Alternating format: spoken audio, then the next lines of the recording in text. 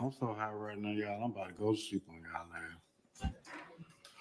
I ain't gonna tell you no lie. Yes, you may. You can take a break soon. Hang in there. Good morning. Good morning.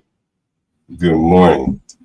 That was one of the star witnesses from the YSL trial. And I figured this would be kind of a day to have a weekend review, cover some of the follies from the past week. I think I've been streaming about 2 weeks now. I think this is the second week, second full week maybe. So we've covered quite a bit of topics.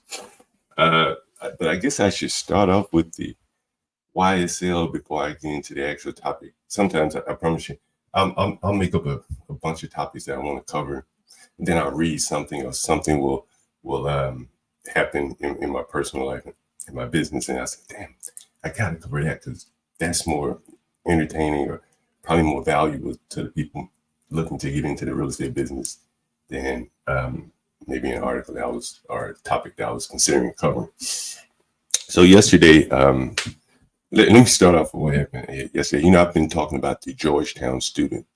I'm not sure if you guys all remember him, but he's moving, by the way. And so yesterday, the day before, he had told me that they were fighting. I said, okay, well, you know. But he didn't tell me that she went to the hospital, that the ambulance had to take her away. He also didn't tell me that she ran out of the house to the next door neighbor's home because she was afraid of him, and he had snatched her phone from her, and she was not able to call the police on the ambulance. And so my next door neighbor said, this guy is bleeding all over my house. And again, if you don't believe me, I have the proof to show you. But, well, let me show you that. And then I'm going to get into some more of the lack of logic in some of these people. And you know, again, I'm driving home a theme that the education really isn't helping these people that are going to college. Clearly, they don't have the ability to reason and logic. And I don't know if college can teach you that. And I'm going to show you some examples of a master's degree person from Georgetown and his lack of logic, or maybe it's dishonesty. Either way it goes, you'll see for yourself. So let me start off with a text message chain from my neighbor. Now, this is the lady that lives next door. And I'm going to see if this is the message that we're bringing home for you. Let me see. Make sure I'm sharing my screen. So this is a message from her explaining more or less, you know, you'll be able to read it. You'll see exactly what she says here. So she says, but your tenant next door who put that girl in the hospital, so this is a message. I don't fuck with him. That little girl is my daughter age. That man is my age. So one thing I want to say here, the lady told me, the neighbor, that the lady who came over there was beaten up, said she found ID in the man's possessions showing that he was 38 and not 26 or whatever. And so you'll see he lied to her about his age. He is really 38. So we don't even know if he went to Georgetown. I'm assuming he went to Georgetown. It's easily provable. He said he was on the football team. We can easily look it up. He is a coward and a bitch, and he be lying too. Well, you can't expect her to be speaking proper, you know, just 100% English. That's fine. But again, she put him in the hospital. The lady came over to her house, bleeding. And I think I have that message. But now I'm going to show you his message to where, let me see if, well, here's another message from the neighbor. This may be a previous message. Again, I'm trying to make a connection here. You'll see. So the next message from her is, and that guy beat the shit. Let me make sure you can see this. I'm pretty sure you can. Let's maximize it. And that guy beat the shit out his girlfriend yesterday. She left in an ambulance. we could hear him. She's talking about next door, beating her. She was bleeding and looked bad. So at this point, I did not know that the woman went next door to the neighbor's house to use the phone or whatever. So just imagine that, you know, the hell that these people are creating. You know, some bloody beaten woman going next door, begging for help and things like that. And so here's the message from the Georgetown graduate. And again, this kind of just shows you everything that, you know, these people are very, very difficult to deal with.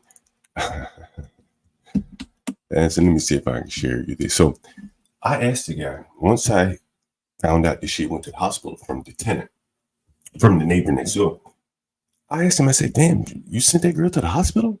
You beat her so badly that she had to go to the hospital? And I want you to see how he responds to that. Here we go.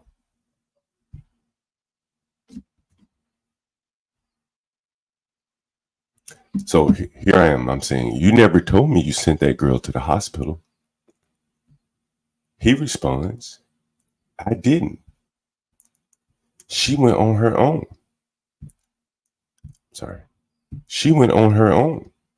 I also didn't tell you I got attacked, because that's irrelevant. And I got video of that. That's why I'm here comfortable. I offered to pay you to change places. Well, man, who the hell wants to rent to someone like that? Continue renting to someone like that. But the bigger point that I'm trying to bring home, why the blacks, they're so difficult to deal with, that if you're dealing with them in any kind of business, Master Kim has been on here and he's talked about it from a retail perspective. And I'm giving you an example from a landlord perspective. Again, both of these positions are kind of positions of power. If you're a retailer, you have power over the blacks, or any customer. They can't just come in. Well, it's not supposed to just come in and take it. They have to pay you for it. There has to be an element of respect there. You know, the authority figure. The landlord, hey, this is my house, my property. You're going to do pretty much as I tell you to do within reason. And so when you're talking to these people, you listen. You never told me you sent that girl to the hospital. He said, I didn't. In his mind, either he's lying or trying to cover up his lie, or he really believes that he didn't send her to the hospital. Did she just went on her own? Like she caught the flu or caught a cold or had a problem breathing. So I just go to the hospital. I don't feel good. I just go on my own. Never mind how the ambulance, the police, the firefighters, why were they there? You remember I showed you an email from this guy, a text message from this guy the other day. And he says, hey, you know, the police just happened to be riding by and heard us arguing outside. And there was only one, not two, three, or four. The only reason they heard us because the windows were up. It's that kind of logic within these people. It's truly amazing. You know, again, you know, this is a Georgetown graduate. So yeah, that was kind of yesterday and the last couple of days. And, you know, it just kind of hammers home a theme that, you know, these blacks a lot of times are their own worst enemy. No matter the education, no matter the station in life, you're going to start to see a lot of the same behavior, really, no matter what. Now, there are some exceptions. Not all blacks act that way. But, I mean, here's a Georgetown graduate. And he's acting that way, then, you know, you got some serious problems here. Anyway, so with this week in review, one of the things I wanted to talk about is an article that I noticed about the migrants. And I really think that this migrant issue is going to be very, very impactful on the average American. And I've talked about it, the young men and women that have a one-bedroom apartment while the migrants are a 3-4 apartment. They're going to dictate the prices. The fact that they're willing to live 3-4 an apartment is going to raise the prices for everyone. It's just the way the world works. And so I was reading this article, and yesterday I showed an article about there were 3,000 migrant men, I think, in New York in a shelter. And I said, you know, that's a lot of steam pressure. And sooner or later, the city is going to have to release that steam out into the neighborhoods. They can't maintain housing all of these people in hotels and motels. It's going to be cheaper for them, and they're going to make the justification that it's cheaper for them, for the city that is, if the city just gives the migrants vouchers, and now that they can go out into the community where they can have their own homes, their own family, their own little version of the American dream. You can't see that as being feasible. You'll see it sooner or later. But there are a couple articles that I read that I really wanted to point out some attention. But first, let me look at some of the comments here. Looks like we got Richard here. Get cracked for me. 38 or 28, one of the two. I'm probably willing to say he's 28. That's what I'm willing to think, but you never know with these people. They do anything and everything, so he could be 38, walking around like he's 28. You never know. Okay, so here's one of the things I saw yesterday that really made me want to change the topic and the subject of today's stream. So I want to show you this. Let me see if I can pull it up. 1 second, I'm pulling it up here. And let me maximize my screen. Again, this goes along with the whole migrant thing that I've been noticing. So let's pay attention. It's just a short video. We don't even have to play all of it. Maybe the first minute. What's up, guys? This is Savannah Hernandez, and I have stumbled upon one of the hotels that is being used to shelter migrants here in Massachusetts. Now, I've been wanting to cover the Boston migrant crisis, and one of the things that was interesting about it was the fact that the migrants are not very apparent in Boston. You're not going to see them on the street like you would in New York, and I realized that's because they are busing a lot of these migrants or transporting them throughout various cities and towns in Massachusetts. So, for example, we're in Dedham right now, which is about 30 minutes outside of Boston. Again, you guys can see this hotel. It was a former Fairfield Inn, and it is now being used to house migrants. And I was doing some research as well into how much these hotel rooms are going for. And they're going for $5,400 per month. So these migrants staying here, $5,400 per month, taxpayers paying upwards of or almost $9 million to house migrants in this location. I was even reading some reviews online about how people had booked at this hotel and then their reservations were just canceled, and they were told it's because migrants are now being housed here.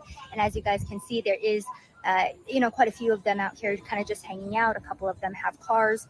$5,400 for these rooms. We talked to some of them and they were saying that the rooms are small, they're not getting enough bedding, they're not getting enough resources, they don't like the food.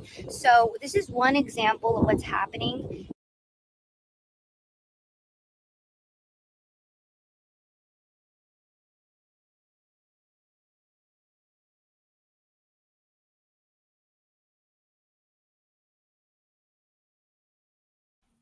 The last part of that video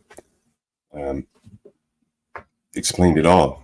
It was the justification for giving these people their own apartments. They can cook their own food, cramped conditions, so on and so forth. Are you able to hear me now? Let me know if you can hear me. Yeah, I think you can hear me. Anyway, so these people living in this cramped motel, you think they're going to stay there forever? They're going to outgrow the place. Hell, they're going to have children. Some of them probably have already had children in that motel. They're going to outgrow that place. They're going to be eligible for Section 8 vouchers. Some of them are going to work and go out and pay their own rent. They'll team up 10 people to a house. They'll get their own rent. I've shown you examples of that. Maybe one of my first streams, and even on CT stream, there was an African guy putting 40 migrants in a cellar, and they went on to start renting houses. The other thing that you notice is that the lady said that reservations were being canceled for guests, Americans. They cancel our reservation. And for migrants, and it's reasonable, it's rational. It's only solely a matter of the bottom dollar. The dollar, it's the dollar. Who's going to be paying more? I've had friends that have told me this, and I kind of didn't believe it, didn't want to believe it, that a hotel would cancel a reservation for migrants, and I saw it in this video as well. But when I looked it up, I couldn't believe it. I said, "Damn, it's really real that hotels are going for the money and housing migrants, as opposed to their original business purpose, I should say, of being a hotel." And I have some articles of that too, which is really kind of surprising. And we're going to run through a few of those. Let's see. Share screen. Here's one. Here's an article here. Maybe a video, but it's probably an ad to start off with. I thought so. So we'll skip that ad. And so here it says, couples say hotel reservations canceled days before weddings by Newburgh, I think it's New York, hotel housing migrants. The hotel knew about the migrant contract for at least a week, but the couple says no one ever reached out. And here's a tweet about it. News 12 has learned that the Crossroads Hotel in Newburgh is now canceling reservations to honor a contract with New York City. So just like Savannah Hernandez showed in a tweet about Massachusetts, New York City is housing migrants, not in New York City, but in Newburgh. I think that's a northern suburb. We weren't given any formal notice. We have not been treated with any respect and dignity in this situation, said Sean Plunkett from Queens. It's interesting, Sean Plunkett from Queens. He's getting it going and coming. He's paying taxes for the migrants to be shipped and housed in Newburgh. And damn if his wedding in Newburgh wasn't canceled as well. He's getting it running back here, running back. Two couples are speaking in News 12 after they say their reservations for their wedding guests were canceled. Wow. So this not just for the wedding, for the guests and everyone. Wow, this truly will put you at a loss there. Here's another article. Again, not a wedding, something even bigger than a wedding, I think. Hotels canceled Army-Navy game room reservations due to migrant crisis. Just think about that. The Army-Navy game, to honor the cadets and the young men that are headed off to serve the country, their reservations were canceled due to the migrant crisis. They couldn't even wait till after the game. They had to get it done. And so now some are calling for changes to Massachusetts' right to shelter law. See, many of these states have these right to shelter laws where, basically if you're in New York City or I guess Massachusetts for 30 or 40 days, by law, the city has a responsibility to shelter you and you have a right to that shelter. And now they're getting bitten in the ass by that law because they've been flooded with migrants who are now saying, hey, we have a right to shelter by law. The fight is far more consequential than a football game and revolves around the state's 40-year-old right to shelter law, which guarantees families with children a place to stay if they meet certain criteria. And these criteria are very, very loose. Again, this is one of the most storied rivalries in all of sports, dating back over 100 years. The medium to service academies. Truly amazing that the bottom line, the dollar, is taking precedent over, a storied rivalry, weddings. We're displacing like Americans. But the bigger point here is that this is going to lead to much rising costs for everything. You're going to see rising costs go up for everything, rents, food. I mean, if you bring in millions and millions of people, that's a lot of demand for everything. The lines at the grocery stores are going to get longer. Or maybe not with deliveries, but you can just imagine that number of people, that influx. The city just can't handle that. You're going to see, in my opinion, the price is going up. And I'm going to see if I can show you some examples of that. Someone says, what area is this in? The first one was in Needham, Massachusetts, the first article with the tweet. I'll bring that back up again. This was in Needham, Massachusetts here. Here in Massachusetts, Norfolk, another good example of how these migrants that you might see at the Logan Airport are being shipped throughout the state. So in Norfolk, that's a town of a little over 11,000 people, and they have 450 migrants coming their way. So again, that's how they're kind of keeping this crisis a little bit more under wraps, as opposed to what It's very interesting. You see a pattern here. New York City, Boston, they're both taking their taxpayer dollar money and they're hiding their problem by sending it upstate. They're not solving the problem. They're just hiding it for the time being. But there's nothing to keep those people from coming back to New York City or to Boston where the jobs are. They're not going to want to stay in the small towns. Not all of them, at least. It's just not going to be room for them. But if they do, imagine what the cost of housing is going to look like if 3,000 people get let out into a small town like Needham, Massachusetts, or Norfolk, Massachusetts. Let's see, someone says, surprised California didn't pass one yet. I'm sure California has a right to shelter law or something very similar. This is interesting. Somewhere I was reading this, and I think, I know that it was addressed. The hotels take their name off of it. You can see in the Savannah article and a couple other articles. Yeah, they take their names off of it. You can't book the hotels anymore. I'm not sure if the Roosevelt Hotel is taking their name off of the building, but they're definitely not answering the phone, taking reservations as the Roosevelt Hotel. So yeah, they take their name off. It may not even be owned by the hotel anymore. If you're familiar with the operation of hotels, it's kind of like a hamburger stand or a franchise in the sense that it may not be owned by the actual hotel. It may be owned by by just an individual franchisee. And so in that sense, he may opt out of the franchise deal to go with the city contract money. And in many cases, I imagine that's what's happening. In other cases, I imagine that the hotel is doing poorly or can't do as well as the city contract for the migrant housing. And they opt for the migrant housing. It's no different than people opting to rent to Section 8 versus renting to regular tenants. I have a story I could tell you. I used to put ads in the paper to rent to regular tenants. Well, to Section 8. I was only going to accept Section 8. But I couldn't exclude anyone else. So I would have to say everyone welcome. But I had no ideal or designs of renting to the non-Section 8 people. So I had to waste their time and let them come out and see the apartment, even though I knew I would never rent to them. Just by law, you have to do it. And so, yeah, I imagine a lot of this is going to be happening here. Let me add Master Kim. I'm sure he has something interesting, some interesting insight here. What's up, Master Kim? Hey, good morning, John. Hey, just tuning in and trying to get brought up to speed, but devastating, hearing about events being canceled because lack of space at these hotels, but just digesting your stream. I love your stream.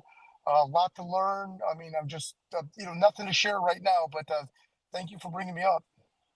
Well, you were supposed to be sharing some information with me about the ATM. Oh, I was yeah, looking for that. I started looking it up myself, but I didn't know exactly what to look up there.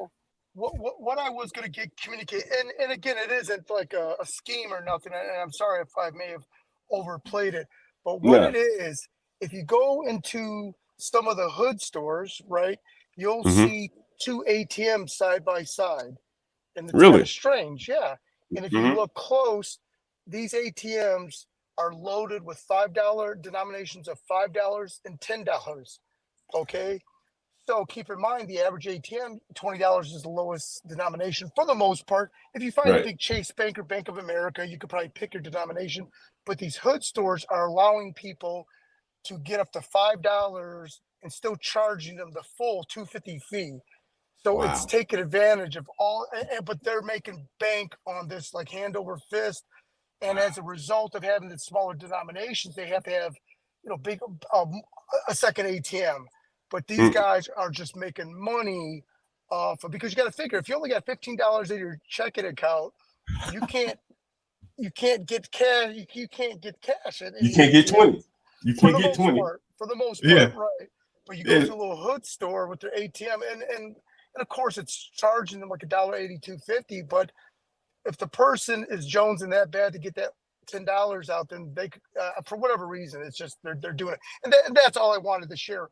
I thought that was absolutely clever. I'm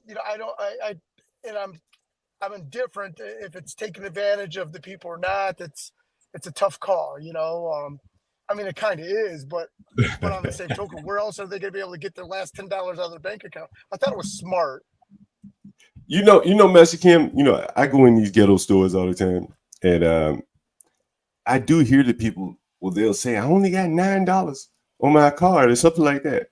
But what they may be buying is $10. So maybe if they could get the $5 or something like that, and maybe borrow $5 from someone else, something like that. Right. I can see where a $5 machine would really work out for some people. It's stunning. And these guys are, I mean, they're the money that used to be that you couldn't make money on the ATMs because things kind of cycle out. But these hood stores, it's almost the equivalent of the Lucy's, it's like the racket. Not, I mean, what they're doing is not illegal by any means, but I thought that was rather clever. Yeah, it really is.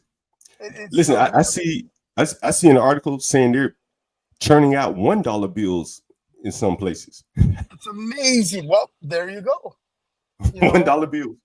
And there's one thing that we also kind of glossed over, which is also very important, is the food stamp economy as well, or the bridge card. And here, certain states call it a SNAP card, a bridge card. Mm-hmm. Mm-hmm. But, and I want to use these words correctly, there is an acceptable, not that I agree with it, but there is almost like this acceptable level of low level EBT fraud that just exists. And it doesn't mean it just exists. It's inherent in the hood stores. I mean, in fact, I know a store owner that's got a kind of a chicken franchise, or he's got like some chicken.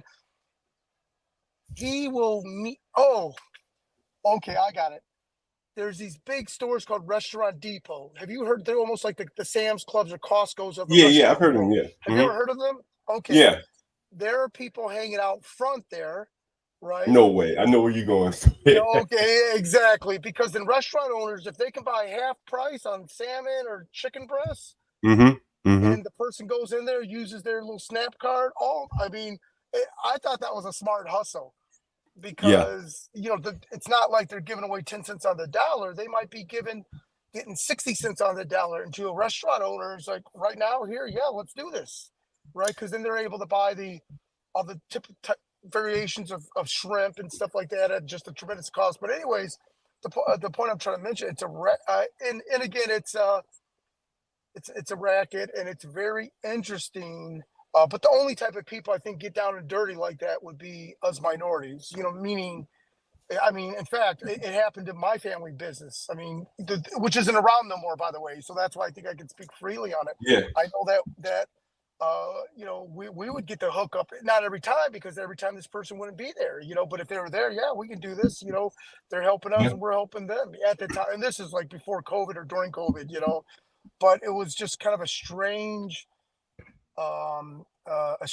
just like anyone you hustle and do business with, you got to make sure that they know the program, right? You can't, you can't hustle some white suburban guy because they're going to look at you crazy. Like, what?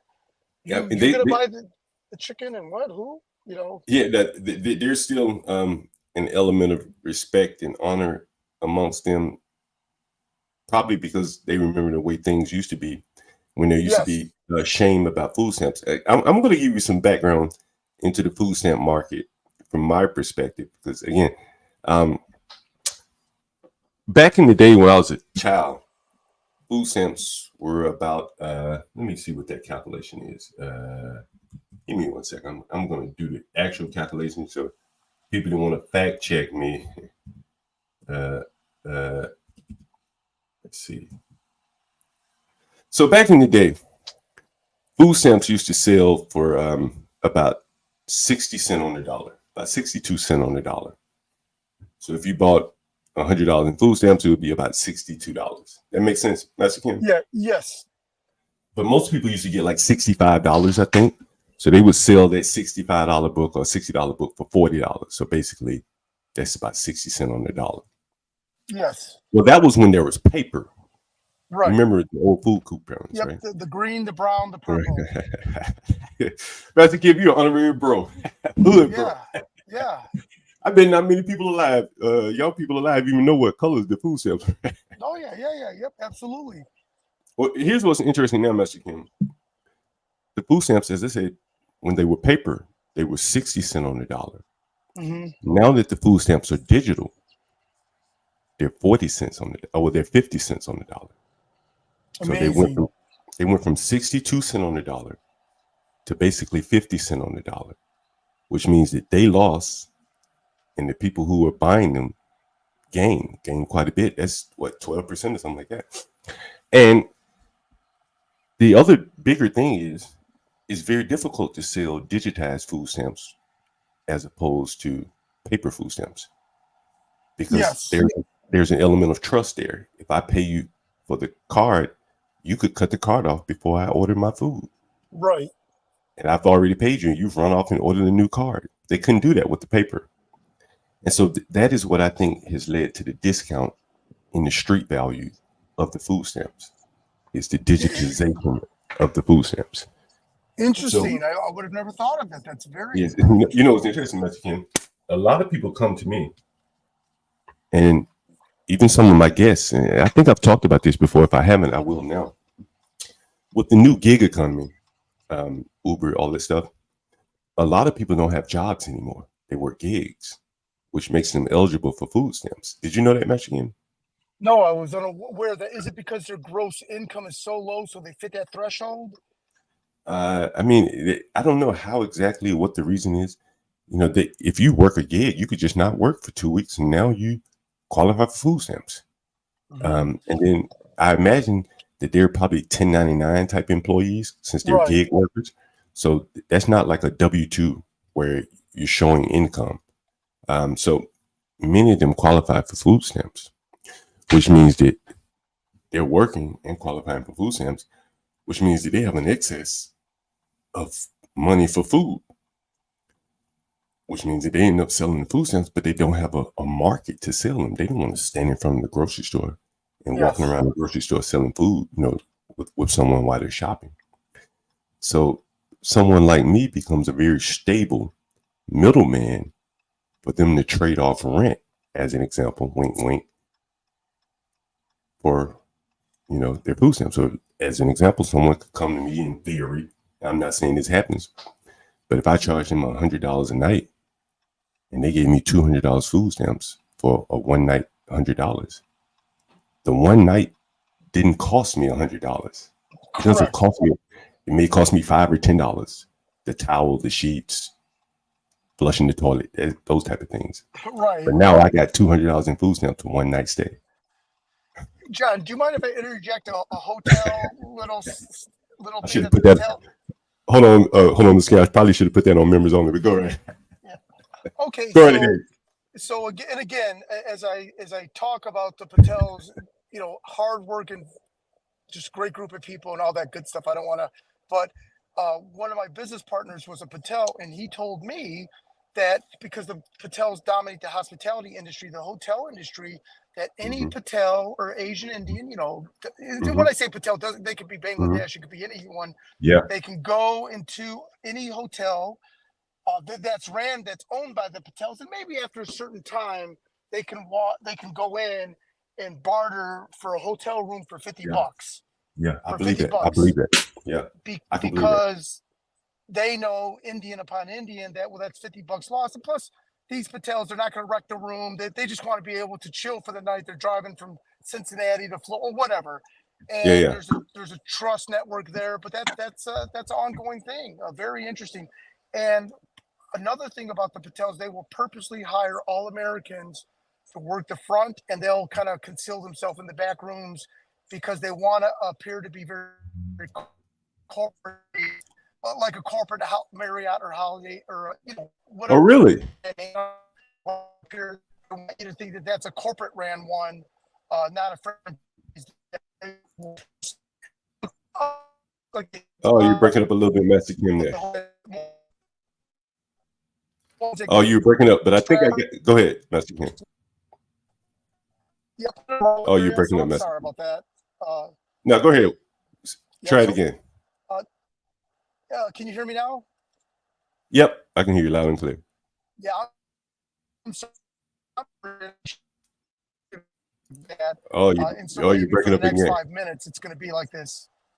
Okay, So I'm all going to right. turn my microphone off and listen to the show. I'm sorry. Sound good? No. You're always welcome, Master Kim. I love your insight there, and I'm going to look up those ATM things. I want to read a little bit more about that. Let me share some more articles with you about this migrant thing. I think this migrant thing really is going to be. I think it already is really impacting the way Americans live, and I don't even think they know it yet, because it's hard to point a finger at where your increase in rent is coming from. Is it the utilities? Is it COVID? Is it this or is that? But no one points to all these millions of people that have come to the country. I mean, it's clear supply factors into demand, or demand factors into supply, vice versa, whatever. Supply meets demand, and the price is set.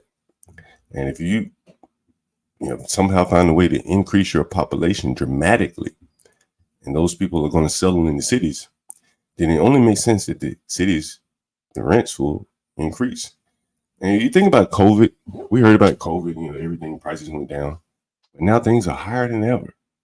Well, we know that there have been more migrants coming in since COVID than before COVID. So that's clearly a part of it.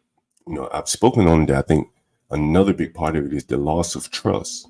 You go to a third world country, there's no 12-month lease. You have to pay it all up front. And I think that is kind of the case here, in that you can't really trust the people that you're doing business with. And the lack of trust, be it from food stamps or from rental housing, the price has to go up to factor in that loss of trust. And I think the food stamp is a very simple example, but housing, where there are many complex factors that go into the pricing of housing, that trust is playing a bigger role now than ever, I think. And I've done an article. Matter of fact, I want to look back at some of the streams that I've done thus far, because some of them I think I've been trying to weave a narrative here. Let's see if this is it. I think this is it. So we're looking at some of the streams. Clearly, you've heard Master Kim, and I thought Master Kim did a very interesting stream. Talk about how the Blacks and Americans in general have a hard time opening up businesses in their neighborhoods, gas stations, things like that, because they don't have the family to help maintain it. And I think that was here where I talked to Master Kim about that. And I also talked to a fellow Black landlord who really got wiped out with Section 8. And that's this article here. And as I said, I just mentioned the migrants in the schools and things like that. And I think that the price of housing is really decoupling from schools. Again, you used to move to a nice neighborhood for good schools, and that would dictate the price. I don't think that is happening anymore. And so let me finish the topic and the point. I wanted to show what some of the consequences of this migrant crisis are, adding to the cost here. And as you can see, things just are not going to get any cheaper. Let me see if I can find this article here. This is a perfect article to explain. Let's block that. Let me see. And let me know if, I'll see if I can play this video. If not, I'll just read the article. I'm sure there's an ad here.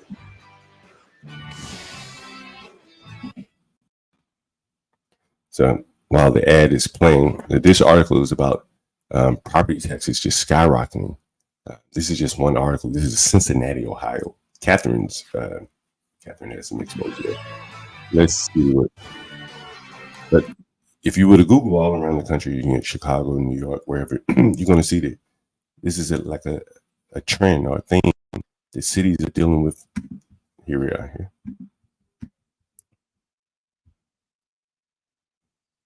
Let's see if it's going to play. Let's see. Is due tomorrow. All year, we've heard your concerns, of course, about the increase you're seeing in your bills, and we've been keeping a close eye on efforts in Columbus, actually, to give homeowners some relief. WCBO 9 News reporter Andrew Rowan has an update. Lawmakers in Columbus are making significant progress, not only to provide relief to homeowners, but to potentially redo the entire property tax bill system. So when you first got that letter, what went through your mind? They lost their damn mind. Gregory Romine's heart sank when he saw his new property tax bill. I just didn't know what to do. 14 The grass, the grass, the grass.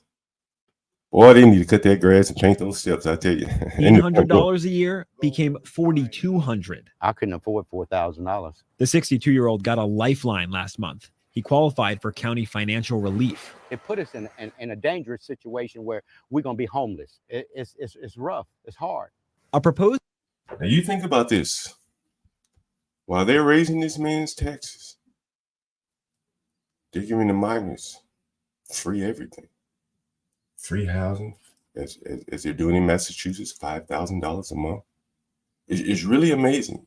You got this poor man who made to pay $4,000 in taxes or whatever, a jump from, was it $1,600? While we're giving one class of citizens everything. I'm not here to argue, debate that point. But as you can see, this man, he's clearly down on his luck. Grass is growing up through his steps. His property probably isn't increasing in value in terms of just the intrinsic worth. There may be someone willing to pay more for it because of migrants and someone that that would be housed there and willing to pay $400 per room in this building. But the house in and of itself, if it were 20 years ago and a family were looking to buy this, it probably has not increased in value. But to house migrants, this property is probably worth a lot. There are a lot of bedrooms in this building. A state constitutional amendment would be a relief for Romine. House Joint Resolution 6 limits property tax increases to 4% per year. Ohio lawmakers introduced it in committee last week. It's going to make it even across the board and predictable, and it just has to pass. I mean, it just has to. Sarah Wolf represents a Facebook group with 1,300 Hamilton County homeowners. Finally, somebody looked at how other states do their taxes. We don't have to reinvent the wheel here. Hamilton County Auditor Jessica Miranda agrees that something needs to be done, but has concerns with HJR 6. In a statement, she said artificial caps tend to favor higher end properties. And if Ohioans want their taxes lessened by levies and fair market values, it's up to state lawmakers to, quote, fully fund public schools and restore local government funding to pre-K-6 levels. For some reason, if they're gonna raise property taxes, come out here and live for a year what we making, and then think about it. Research shows communities of color and lower income neighborhoods saw higher tax increases. It's really hairy right now. And Romine's next bill is haunting him. Here I am retired from disability. Now I might have to go back to work because I can't retire off of this. Andrew Rowan, WCPO 9 News.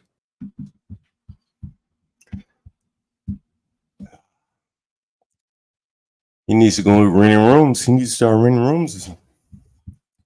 There's probably plenty of demand in the city that he's in, Cincinnati. I'm sure migrants started flooding into Ohio. But yeah, this is the situation that many people are going to find themselves in, be it they're renters or property owners. The cities are going to have to find somewhere to fund all this migrant mess that they've created. They're putting them in hotels, maybe even outside of the city, but the money has to come from the city.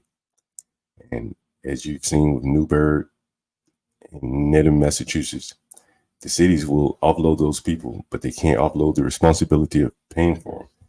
I think Catherine owned a house or something in Cincinnati. I hope I'm not telling too much of your business, Catherine, but you told me about your Section 8 issue in Cincinnati. I was hoping to get you up here on the panel because I really wanted to talk about that. I think I want to do a series of Section 8 landlords and their thoughts about it. I have one coming up maybe next week. I've already done one.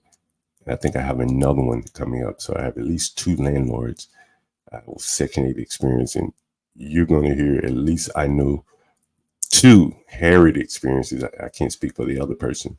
But that pretty much concludes our show today. Well, that concludes everything business nature that I wanted to cover. I did want to cover one other thing, just more as like comic relief. I started off with the YSL trial. And there have been some characters. I'm not sure if anyone has been following that case, but there's the guy Woody. I'm not sure if anyone has heard him testifying in the case. Then the interesting about him is they were okay with him perjuring himself, as long as he didn't perjure himself as long as he didn't tell the truth, because that would have been, what do they call it, Brady material or whatever it is for some of the other people, the defendants. In other words, he would have said something to indict himself or put himself at the scene of a crime, and yeah, that's correct, and basically absolve someone else. That's right. Young Thug's lawyer got arrested for asking the judge if he met with the witness. That is correct. The Woody guy met with the judge as a sworn witness with prosecutors, detectives, and investigators, but they did not include the defense team. So it'll probably be a mistrial. And there's an interesting case. Man, I want to find it since we're on that. The judge in a previous case, this is like the head judge, it's a black guy, that he was so incompetent that he declared a mistrial in a case. And he granted the mistrial, but it prevented a retrial of the case, a retrying of the case. And I think that is why he is not allowing a mistrial here, based upon what I've read, is that if he gives a mistrial at this point, they likely won't be able to retry this case. So he's going to push forward as much as possible with the flawed case, because the last time he was overturned. So this case is going to be very interesting if you're interested in kind of the destruction of the criminal justice system. You see it in Atlanta, you see it probably in other cities, you see it in New York. You have politically motivated people, to say the least, who are pursuing cases that may be a little bit too complex over their head to prosecute. And so I led off with the one of the prosecution's witness who showed up to testify high. It's really unprofessional for a prosecution witness, for the prosecution to have a witness there high. And so it kind of shows you, kind of how incompetent the case is. So I wanted to touch on a couple more of the witnesses there. There was the other guy, Bean. I'm not sure if anyone has ever heard of him. And if you heard the guy speaking, and then there was the guy that was shot in the head. I'm not sure if anyone has heard of him. I'm going to read a couple comments there. Attorneys are pushing to halt the trial until appeals court hears if the current judge should be removed. Yeah, I think he should be removed. And Pierce, if you'd like to join the panel, feel free to join. Angel loves all the blasts that aren't Hardy. Bonnie must get a bonus for every Rico case she found. I think that's her only pitch.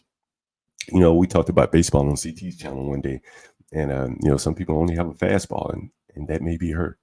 The Rico is kind of the only thing she knows, and that's what she does. And she finds a way to make the Rico fit, and be it in the Trump case or in this case. But as it relates to this case, and I'm glad you mentioned this, Machiavelli, the people involved in the YSL case, they're so unintelligent, so low IQ, just street level criminals. And just to the naked eye, you say, well, damn, why not just charge them with the crimes they committed? These very low IQ inner city criminals didn't conspire to come up with some criminal organization. But that's the thing she went with. And so there are two things. So I'm getting to the point. I'm looking at the witnesses, and they speak such terrible English. And I said, wow, these are Atlanta school graduates, high school graduates, or at least to the 9th, 10th grade. And they speak like children. You heard the guy on the stand, terrible English. He's high, mumbling, mask on, can't understand the damn thing he's saying. And then there was this guy, and this really, let me see if I can find this picture. And this guy was probably the most well-spoken of all the witnesses. I will say that. Let's see. Before I get there, here's another headline in the case. A juror got 3 days in jail during this YSL case for filming in the trial. It's very interesting. Again, let's see if I can find the picture that I want to show you here.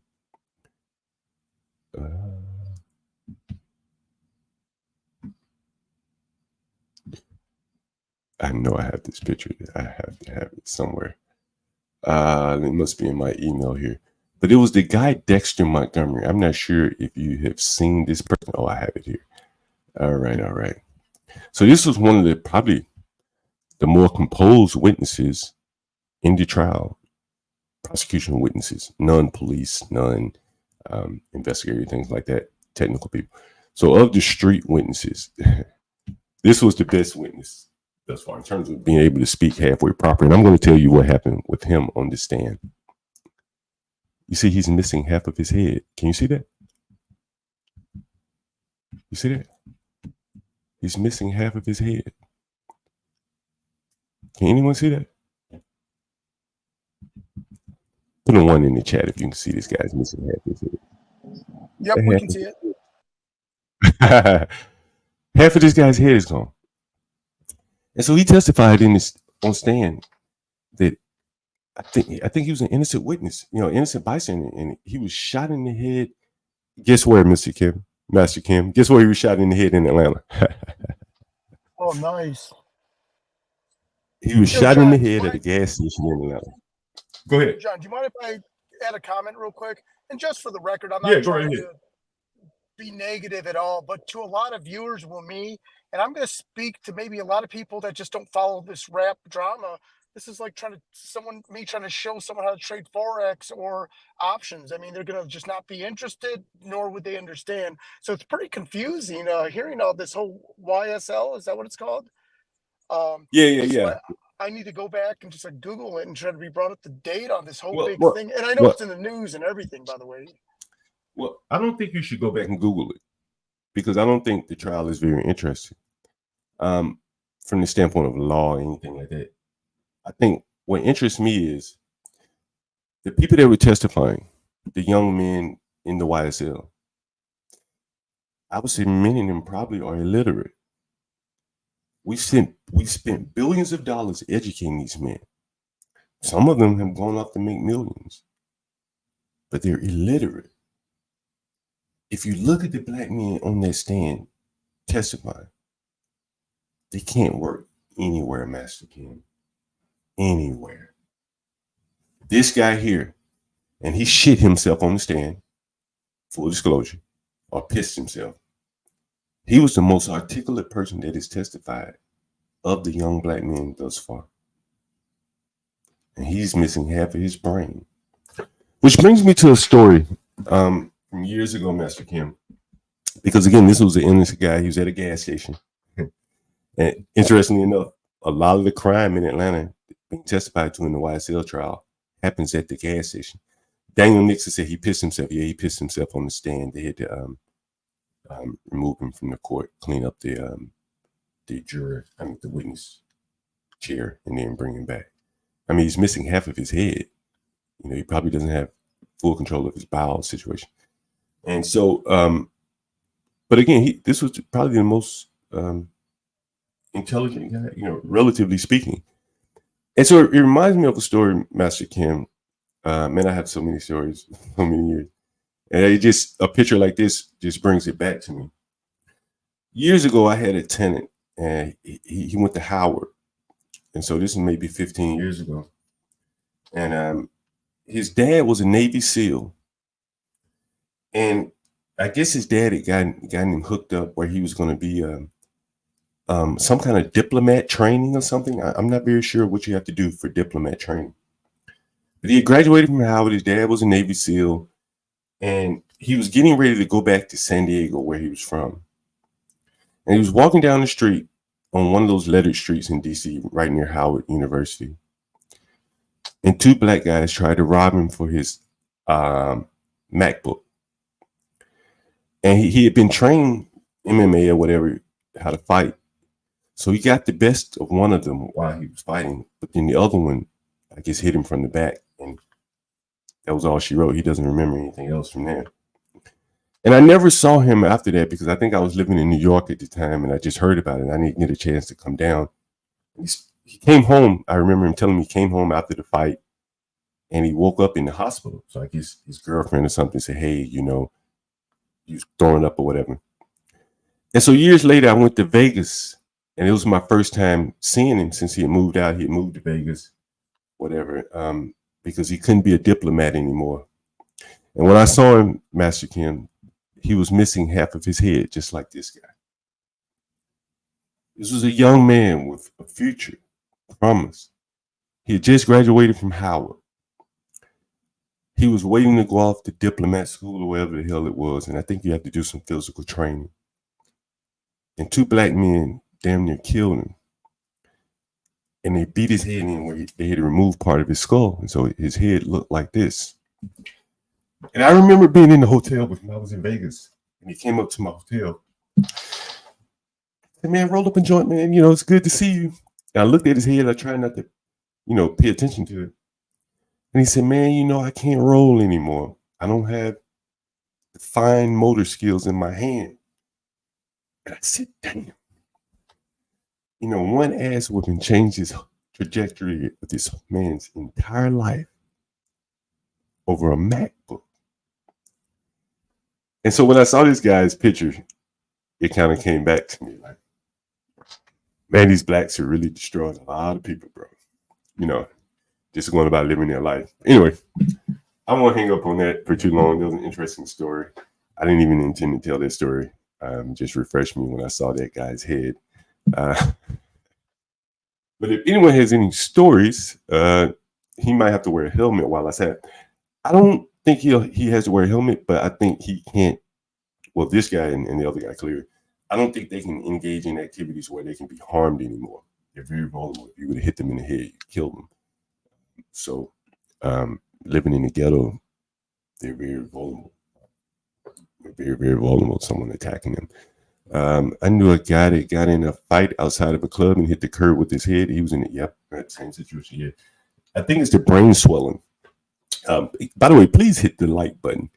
Yesterday, you know, I gave you guys some great information. Hell, if you're just looking to paint your own home and you're going to go with white baseboards, I gave you some pictures and maybe some suggestions to go with the darker colors on your baseboard versus the wall. So at least hit the like button just for that right there. And I showed you pictures, receipts, as they say. What did Portia say? Or Imperious. My little caramel chocolate go on the panel. Imperious, you love to talk. Why don't you come up here? Anyway, I'll see if I answer a couple more questions. Anything else I wanted to cover while I let people chime in? Yeah, go ahead, Master Kim. Yeah, hey John, just one thing I wanted to communicate, and you know, I've used the term a couple days ago about recreational violence. You know, Yeah. when I lived in Detroit, and mind you, this was 100% all black area. This wasn't like white trash on the fringes of black. This was 100% black area, and I lived on a street called Trinity in West 7 Mile. And so as you make friends in the neighborhood and fights and all that stuff, back in the day, you would see far more people with cerebral palsy or Down syndrome, just in the 80s and the 90s or whatever. And things are so violent in black areas that it didn't matter whether you had a handicap, you still had to step up into some sort of beast mode and defend yourself. And it was so odd that not only, you know, and I'm not trying to say poor me, because I've already done that much earlier. But you know, if you were black and handicapped, you still had to know how to fight, and it was just stunning to see a handicap African American named Gerard who had cerebral palsy. But you know, like they say, he was almost like a grown man body playing with those kids in the street, and him fighting, and after the fight being, you know, when people fight, a lot of the time towards the end they try to make a statement like, I'm not the one to mess with, blah blah, and they'll grab like a cinder block and toss it towards the person, not really wanting to hit the person with it, but just that, you know, I'm not the one to mess with. And then maybe there's a different name for it, but all the showing out, all the kind of the goofy behavior. But this Gerard guy beats someone up or beats someone down, and as a cerebral palsy guy, you know, they only have so much use of their arms or limb to grab a 10 speed and to throw it on someone was stunning to see a cerebral palsy guy beat someone. You know, he was defending himself, and it's stunning that the guy would even be messed with. You know, some kids from another neighborhood Oh yeah. beat someone up, and he would be instigated to finish the guy off, you know, or like show out and throw a tin Yeah. stain on the person. It's stunning to see that kind of behavior. Or, you know, be riding your swim bikes and be kicked off your bike. You're rolling on the ground, just kind of dazed and confused.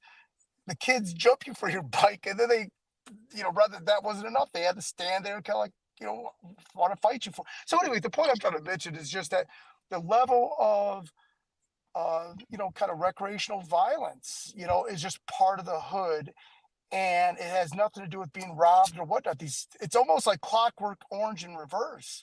You know, instead of a bunch of white British guys, it's a bunch of African Americans that are just, you know, and mind you, I lived in that culture as well. So I'm not trying to say that, you know, but I saw it with my own eyes, and it's stunning.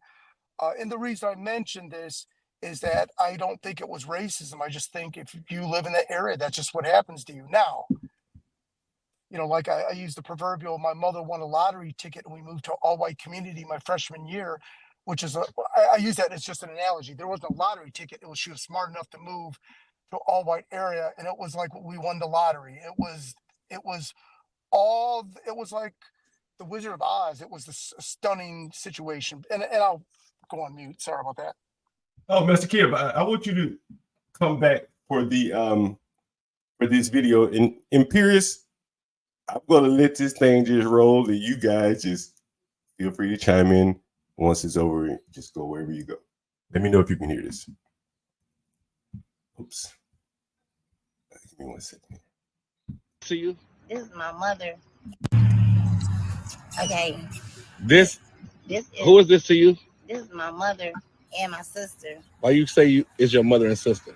Because her father raped her to have me. Her father raped her to have you. Yes.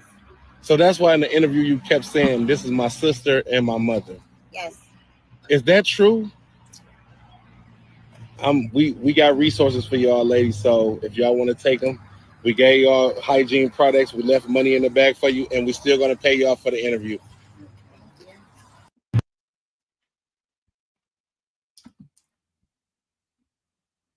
Yeah, I mean, well, dude, you should look up the numbers in the Middle East. I think it's like they say like close to 40% have like children that are related to one another, dude. Woo! Man, I didn't even plan on talking about that today. I just happened to remember. I said, damn, I saw that. I wanted to get. Once you came up here in Pierce, I had to get your opinion on that. I mean, dude, it happens to, dude, some of the royal family, like the Windsor family, I think did it. Like a lot of the royal families did it in Europe for a long time, dude. They're like, you know, quote, keep the bloodline pure and shit. I think like the Habsburgs were, I think it was like Charles V or something, was like notorious as shit for being like really inbred and deformed and crazy and stuff. I think it was Charles. It's been a long time since I've taken European history, but I think this was rape or something like that. I don't think there was any organization to it. I think this is just a man that was horny, saw his daughter, so I want to have sex with her. And you know, one of the things as I think about it now, the other night we did the stream on CT channel with Lawrence, and I think Nina came on to chime in. And this rape is real serious, and it's not the topic we're going to talk about today, but rape, damn, it's really serious. You know, I don't know if it's a black thing or if it's across all races, but man, you know. it's a human thing, dude. It happens to all races do it, dude. I mean, look what's happening in Russia and Ukraine right now, dude. That shit's happening over there too, dude. Those are white people, dude. In a war, for sure. Yep, you know, John, you know, I heard something before, and hey, what's up, Imperious? And Imperious, you know, I was How you messing doing, with man? you yesterday. No, I know, dude. Dude, we're playing, dude. We're playing roles and shit, dude. I get it. No, I mean, this is a different show, dude. I get it. What I was saying didn't take place. It was just both. I was trying to mess with you, but you knew it was fake, and I love it. You just snap right back. I love it. So, one thing, John, I did want to communicate is, to my surprise, and someone brought it to my attention, a lot of, you know, when the fathers are, having, children in the hood or whatnot. So a lot of these teenagers might be dating a half sister or a first cousin and just completely innocently just unaware of it. So very similar to what Imperius communicated about the Middle East, where they know it. In this situation, it's unbeknownst to them that they could be interbreeding, and I'm not saying that that's true or not. I don't want to be kicked off the internet, but yeah, there's some logical factors to that. That.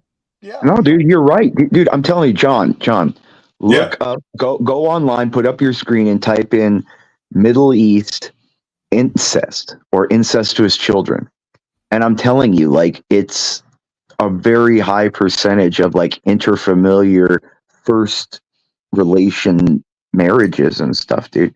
It's Oh yeah, I've it's a definitely high, heard of it. yeah, it's a high issue, dude. Like it's crazy. It's not just like some few here or there sects, like sects of Islam. They're doing it all over, dude. I guess if you're breeding in mass, you have a couple, genetical throwaways, right? I don't know if these people were breeding in mass when they had this one daughter. Yeah, I mean, there's usually like a regional or isolatory like group or community that it happens to. Like look in Appalachia, it'll happen in group or communities and shit where like it'll be like 4 or 5 different like families that are all like multiple layered, intermarried and having children and stuff, dude. So I mean, it happens in small like little communities like that, but in region wise, like I would think the only place that I can see it really happening like in a big way is in the Middle East, dude. And what do you think about these migrant things that I've discussed so far? Well, I didn't hear you all. I was at the gym earlier. I mean, it's like 9:40. It's like 9:45 here, but I was at the gym. But I mean, I came in kind of when you were just talking about the what was it? The whole Jesus, what was it? So I'm sorry, dude. I blanked out a second. I'll rehash it for you. So in DC and in New York, and apparently in Boston, and I know in Chicago as well, they've been housing migrants everywhere. And so they put them in hotels, they put them in community centers, things like that.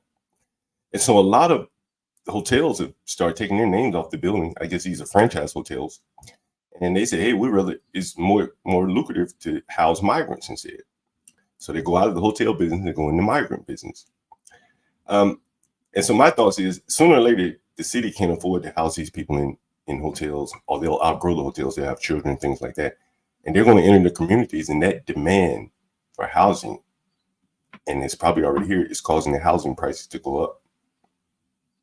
Yeah, no, I'm sorry. I sorry, I blanked out. It was when you were talking about the YSL trial. I just overheard what you were talking about.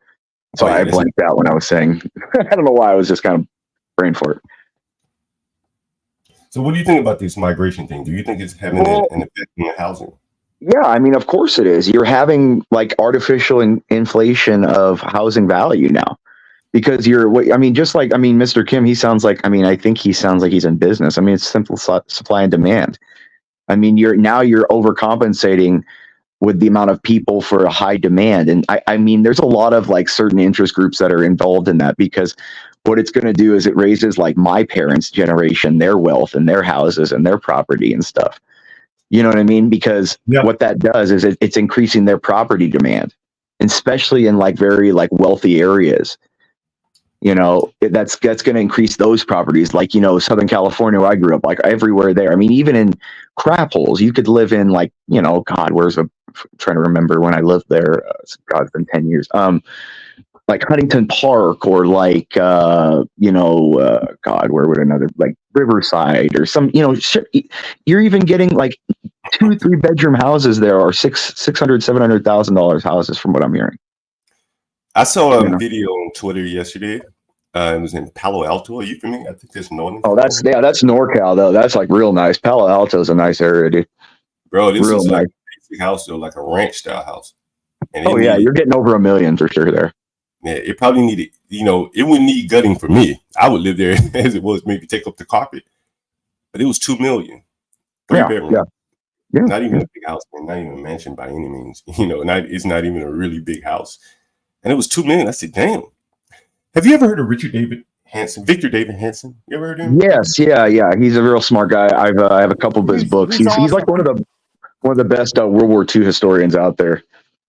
Have you heard his talks about housing in California and how it is becoming so just out of reach of people that even if you inherit it, the property taxes and things like that will just break you? Oh yeah, dude. Well, come on. That's been that way for a while in California because of just the cost of living there, but the amount you're taxed. I mean, shoot, dude. Like a lot of my family still lives there, and I mean, they make good money. But even if you're making less than like $300,000 a year in California, you're not going to live like a really decent life with like, having 2 cars, a good house with like a mortgage you can afford. Because you got to think, I think the average home price in California is now $625,000.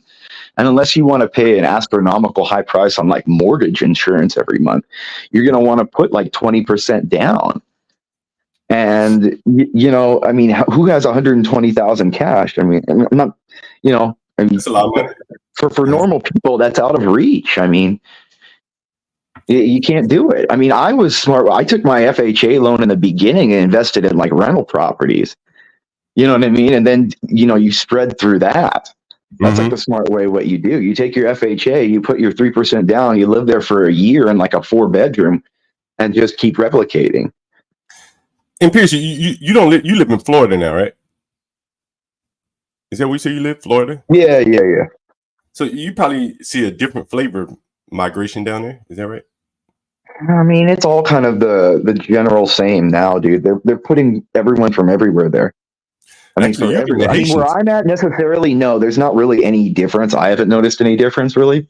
Like my general region, because there's not really a huge mass population, like 3-4 million people sitting near me. So it's not that we're going to notice it. But when you travel around and you go somewhere to, a game, or you go, in somewhere to, I don't know, have a weekend or do something, I'm telling you, you notice it, dude, especially if you're not there every day. Hey, it's just you're not married, right? No. And no girlfriend either, right? I think I remember you saying that. No, not like that, dude. I'm trying to keep my celibacy, my pledge. But I mean, I have friends that are females and exes that I talk to from time to time. Yeah. Did you, when you were a young man, did you think you'd have children by now? Honestly, dude, I didn't really think about it. Like a lot of my family have kids, and so I've just been around it for a long time. Yeah, so I never felt that like pressure to really do it. Do you think you like be married, have? And I'm not saying you're not stable, but have that kind of that white picket fence type life. Honestly, as you can see, I'm not like a super agreeable person. Like I just like things my way.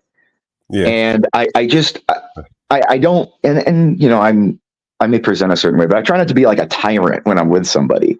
I'm more of like, just kind of like, hey, this is the way I am. If you don't like it, you got to just, you take a walk, or you can stay if you want to adjust to it. If not, that's it. But I am the way I am. I don't adjust, or I don't change my fundamental values or core epistemology or core structure of my life. Like I've been in my value system, and since I was 6 days old, dude, I was baptized. So it's different. Like my grandparents were very, very high up in like the church community. My grandpa was a deacon, so I mean, I was confirmed by a cardinal. So it's different, dude. Like when you have like fundamental value structures, it's kind of different. I don't know, dude. Because when my grandparents, they talked to me when I was a kid, it was like there were four professions. It was doctor, lawyer, engineer, or priest, and that was it. So I didn't know what I was going to go into, but those are the 4 places you go into. So you decided to become a lawyer.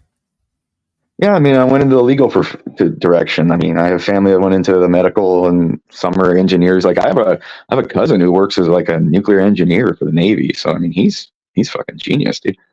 Do you feel constrained? Like I know you can't come on camera, and that the government has kind of constrained your freedom of speech. You'd probably be much more effective. No, I mean, I'm doing this I keep it quiet just because honestly, like I'm kind of, No, I mean, I don't come on personally just because I don't care about like the attention in life. I'm just on to fuck around and kind of like have fun and maybe ask a little bit of knowledge once in a while. But like, it's more the fact is like I personally, because I'm not the kind of person that like F's around. If people F around with me and come do like, I just don't care. You know, I live in a stand your ground state. I just don't mess around. Like, I'm not, like, oh, let's, play around and this and that. If someone's going to do something, like, then let them do it and let it come and God will decide, And I just, I don't, You live in what part of Florida, if you were to tell me? Northern, like the South, Panhandle, Alabama area, all that kind of. Yeah, all right. How far from like the whole Trayvon George Zimmerman brouhaha? George Zimmerman. Oh, that was, God, wasn't that in Orlando, South Florida or Central Florida? That's like 4 or 5 hours away, dude. Like, did it affect your area at all? Like did it harm? I'm like on the eastern. I'm like right on the 3 hour mark of where it becomes eastern in Florida, like kind of east of that. Do you remember the Trayvon Martin thing? God, that was a long time ago. I think that was the initiation of the stand your ground law, though, in Florida. I think. Well, I think the stand your ground existed before that. And I don't remember, honestly. Like, I didn't live in Florida. I think that was like, what, 2004 or something? God, I was still in high school. I think it was 2009. It was Obama. Was it 9? Okay, so I just graduated college around that. 10, like 8, I did. So. Yeah. I mean, I remember the general what happened. I mean, if I remember correctly, he was kind of like that guy that, like the Latino dude who people portrayed as like a white dude. And then he shot the kid in the hoodie, right? Like the guy with the Skittles, right? Is that the case? Yeah. Yeah, I mean, I understand. It's it's just. Go ahead, Master Kim. What are you about to say? Oh yeah, just to put things in perspective. So the area that, and please forgive me, Imperialist, I'm not sure I put words in your mouth. The area that he lives at, kind of like the Merritt Beach, Walton Beach, it's a very high level affluent area, and only the wealthy can live there. Because here's why: when those storms come up through the Gulf and tear everything up, all the poor people, they're out of business. They're gone. The wealthy people have got very established problems. Yeah, exactly. And so it's a beautiful area. And here's the funny thing. All these big dogs in Miami, when they go to vacation, they come up towards the Panhandle area, Merritt Beach and that area. I was there for a couple of weeks ago. And I'm not trying to say that that's exact zip code that we live in, but that's what people don't realize is people in Florida, paradise for them is that little Panhandle area of Merritt Beach, Walton Beach kind of area, and Pensacola kind of area to a degree. That's, I was surprised because I've got contacts in Miami that's where they go up north to go on vacation. Is that funny? You would think that they are close to paradise. But yeah, it's very, I my family, we've been to Merritt Beach like about 3 weeks ago. Yeah, all around like Panama City too and stuff. All that area is great too. It's really but a lot of shark attacks though. That people. Yeah, well, that's because Florida's stupid. They don't put shark nets like they should. Like they're all like concerned about the stupid. Oh my God, save the sharks! It's stupid as shit, dude. Did you hear about like a couple months ago a great white? You mentioned Pensacola, a great white, like a 20-footer or something, washed up on the fucking shore there. Wow, it was it in Pensacola? I'm gonna Google that. Yeah, dude, it was monstrous, dude. It was like a ton or something close to that. I mean, don't quote me. I'm not a freaking marine biologist, but it was freaking massive. Wow, I didn't even know that was the. I always think of Florida's beaches and think of Miami. I didn't. No, dude, that's just where all the young kids go because it's like the drug money initiated down there in the 80s and stuff, dude. Like drug money built Miami, dude. Without the drug money that passed through the banks down there, through the whole freaking what was his name, Noriega issue and how they funneled the money through there, all that kind of shit, dude. Like that. Dude, the drug money built those skyscrapers. It drew all the celebrities and the clubs and the music industry and all that kind of stuff. And it's what you see today from that. Hey, before we wrap up, go ahead. Go ahead, Mr. No. One more kind of silly, obnoxious comment. You know how the Koreans use that urban term, they got? I'm trying to be funny without the humor. What a lot of Northerners don't realize is when they come to Florida, these gators are everywhere, and they get tore up or put themselves in peril with, nothing bad happens. But if they knew that there were gators in that lake, they would never jump in. but the local Floridian, and this is something obviously imperialist is most certainly a Floridian now. They look at it like we jump in you jump in the ocean. You know, the sharks there kind of like use that as the same. See, I gotta watch the words I use because they're swamp puppies, dude.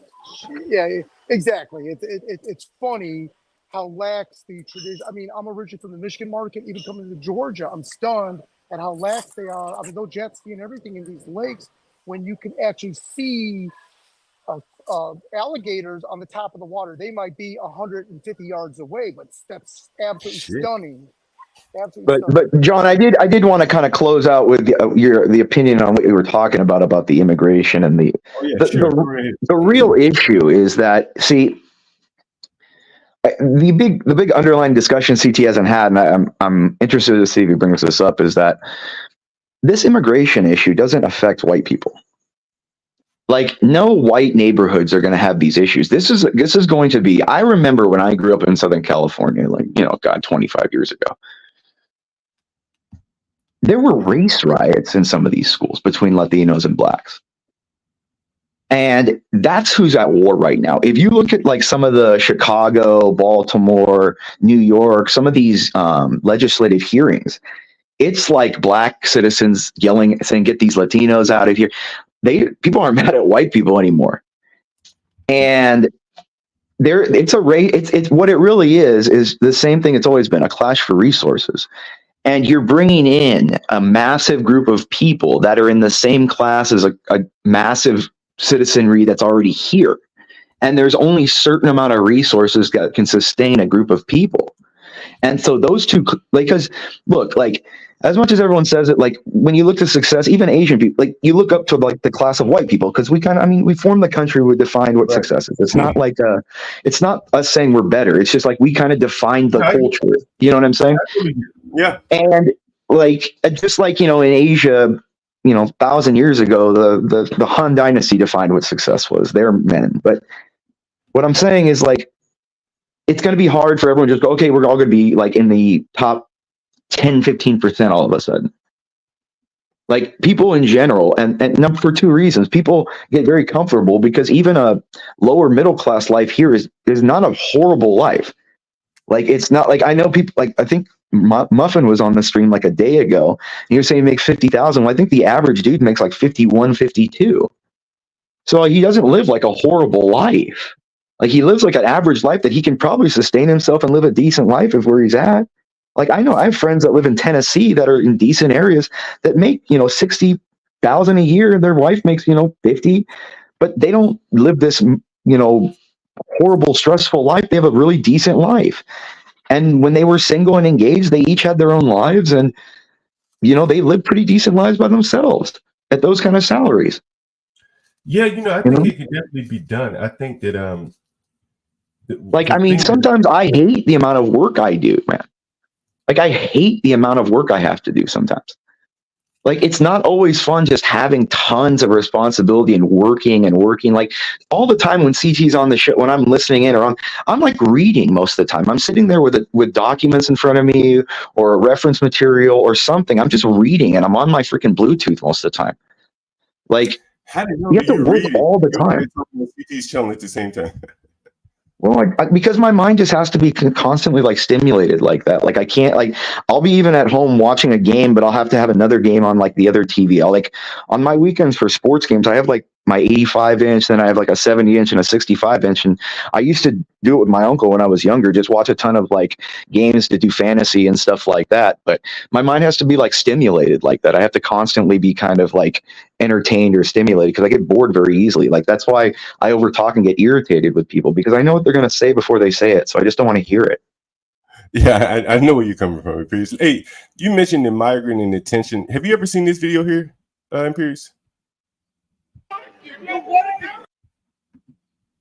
Master Kim, you the one? Money for you. Yes, I've seen this one. This is funny. No more money for you. Bye bye. Go back.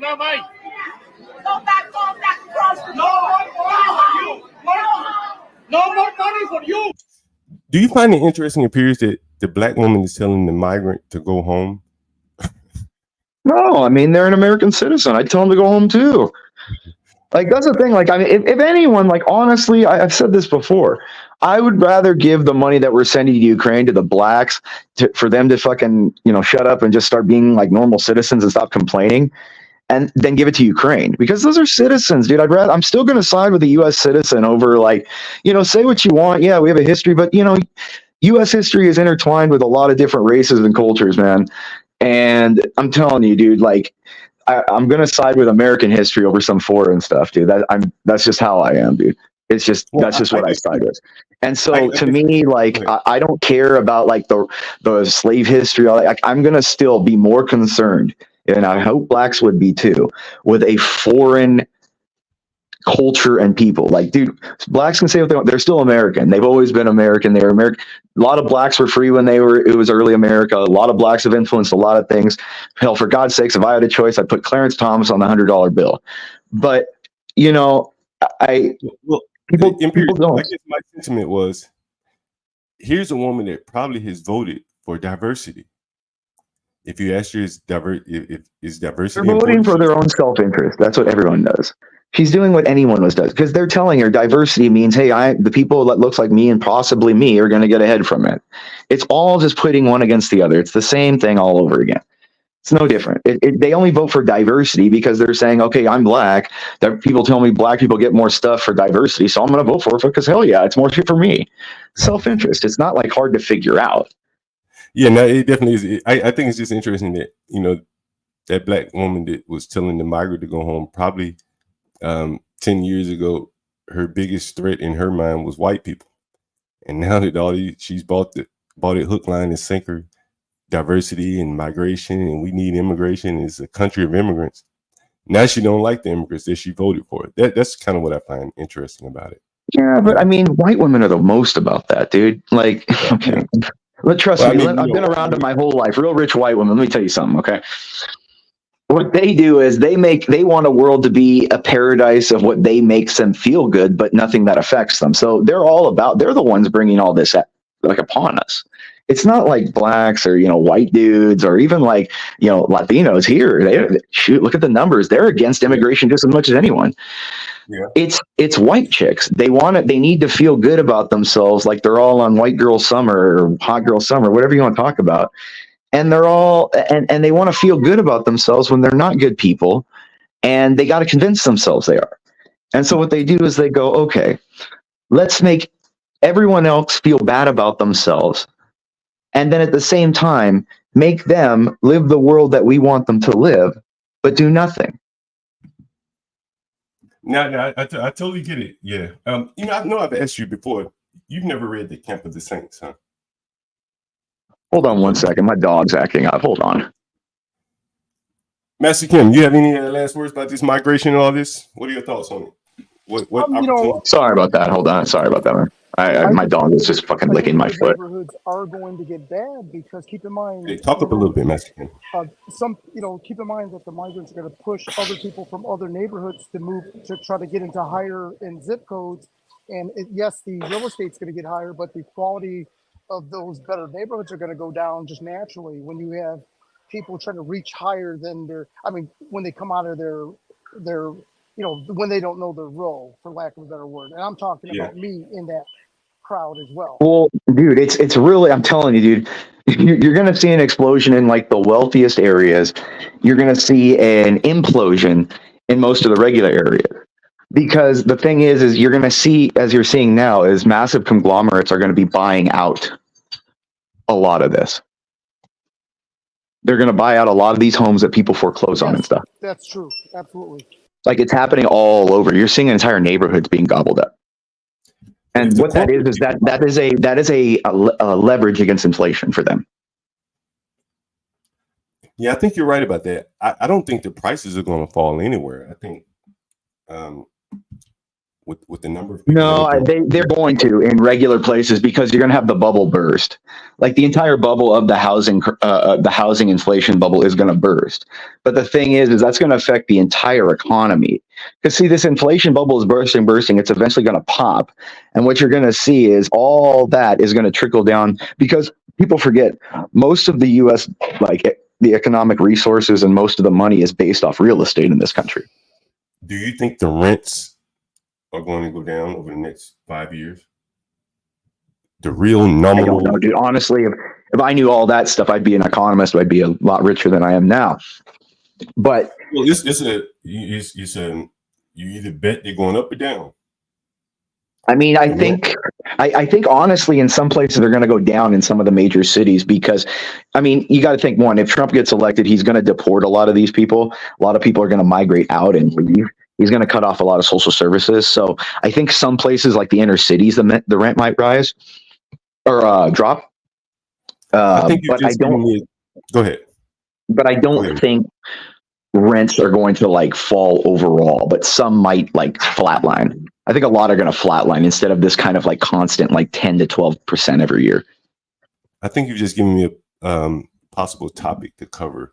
Will Trump deport all the migrants that he said he will? You think he will, Imperius? Yeah, I think he'll deport a couple million. I think he'll do like 3 to 4 million maybe in the first couple of years.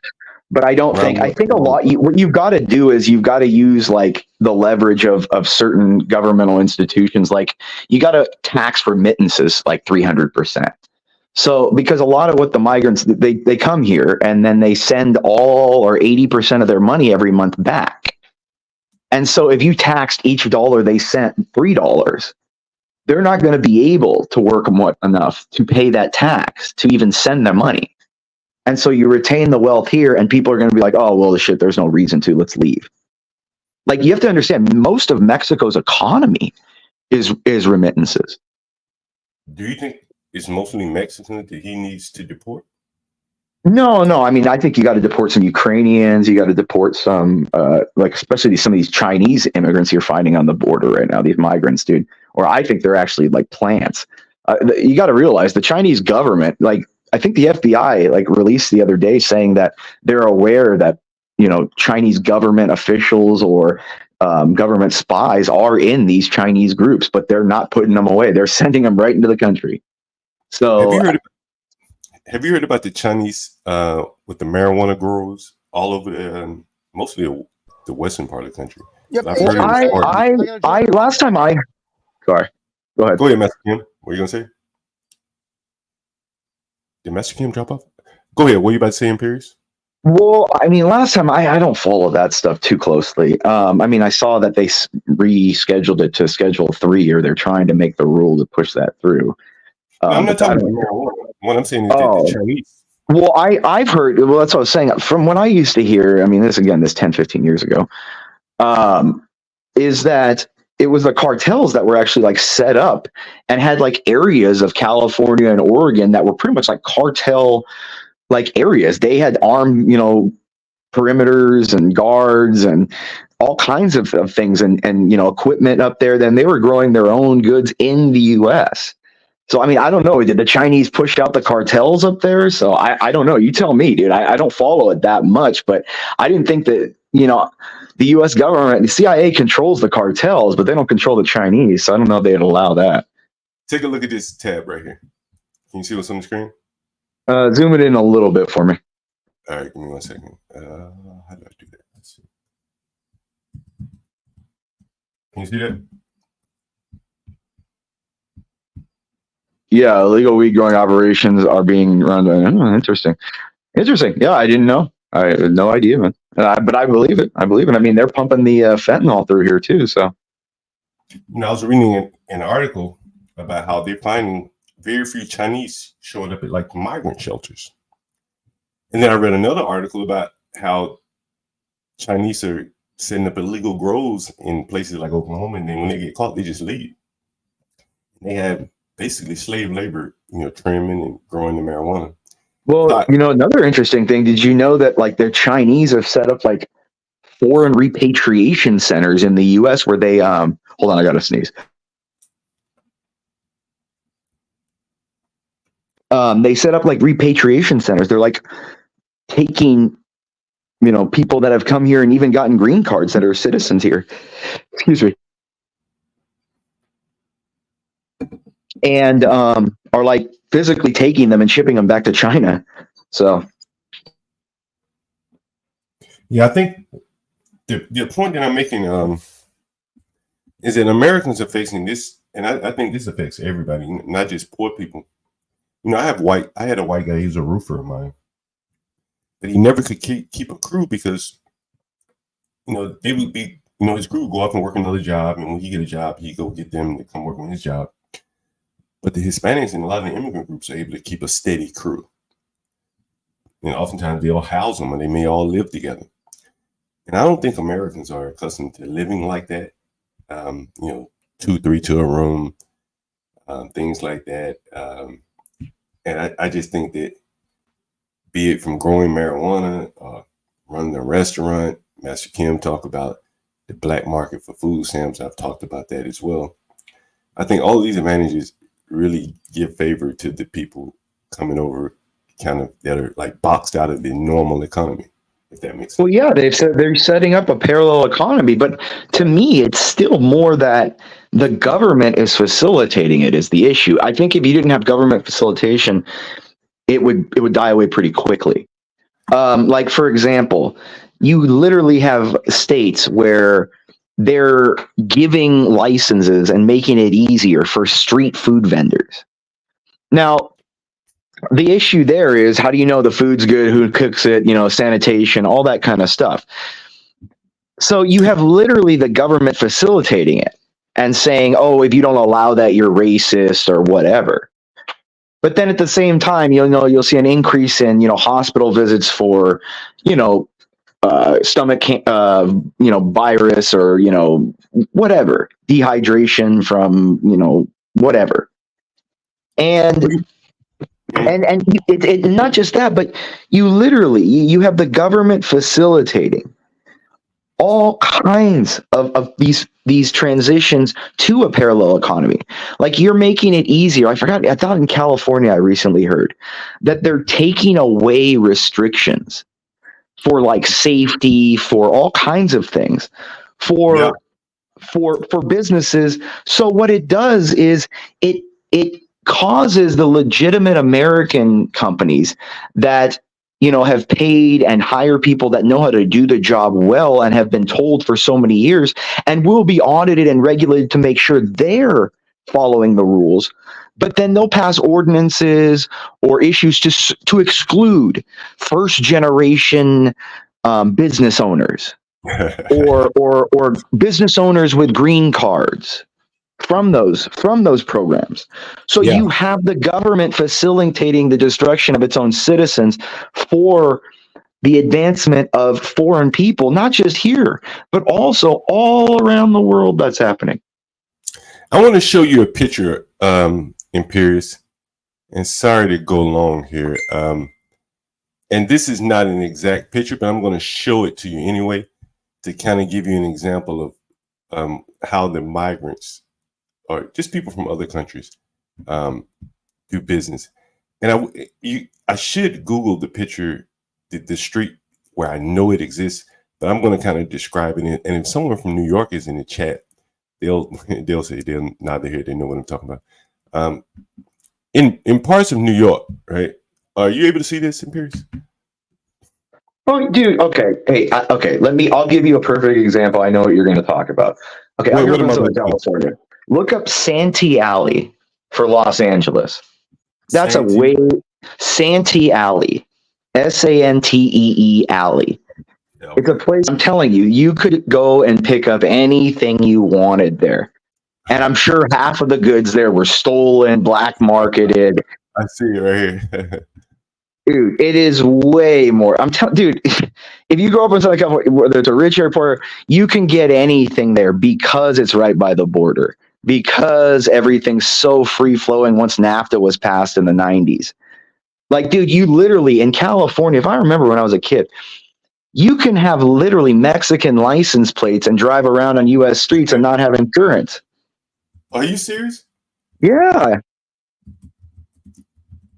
I want to show you, though, what the stores look like in Brooklyn. And I hope I can find one without Googling the street that I know where one exists. But in New York, they'll have a storefront.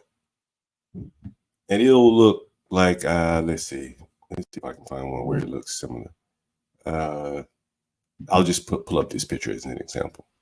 So you have like a little storefront like this. I don't know if you can see it. Let's just say you have a storefront like this right here, Imperius, if you're able to see this tab.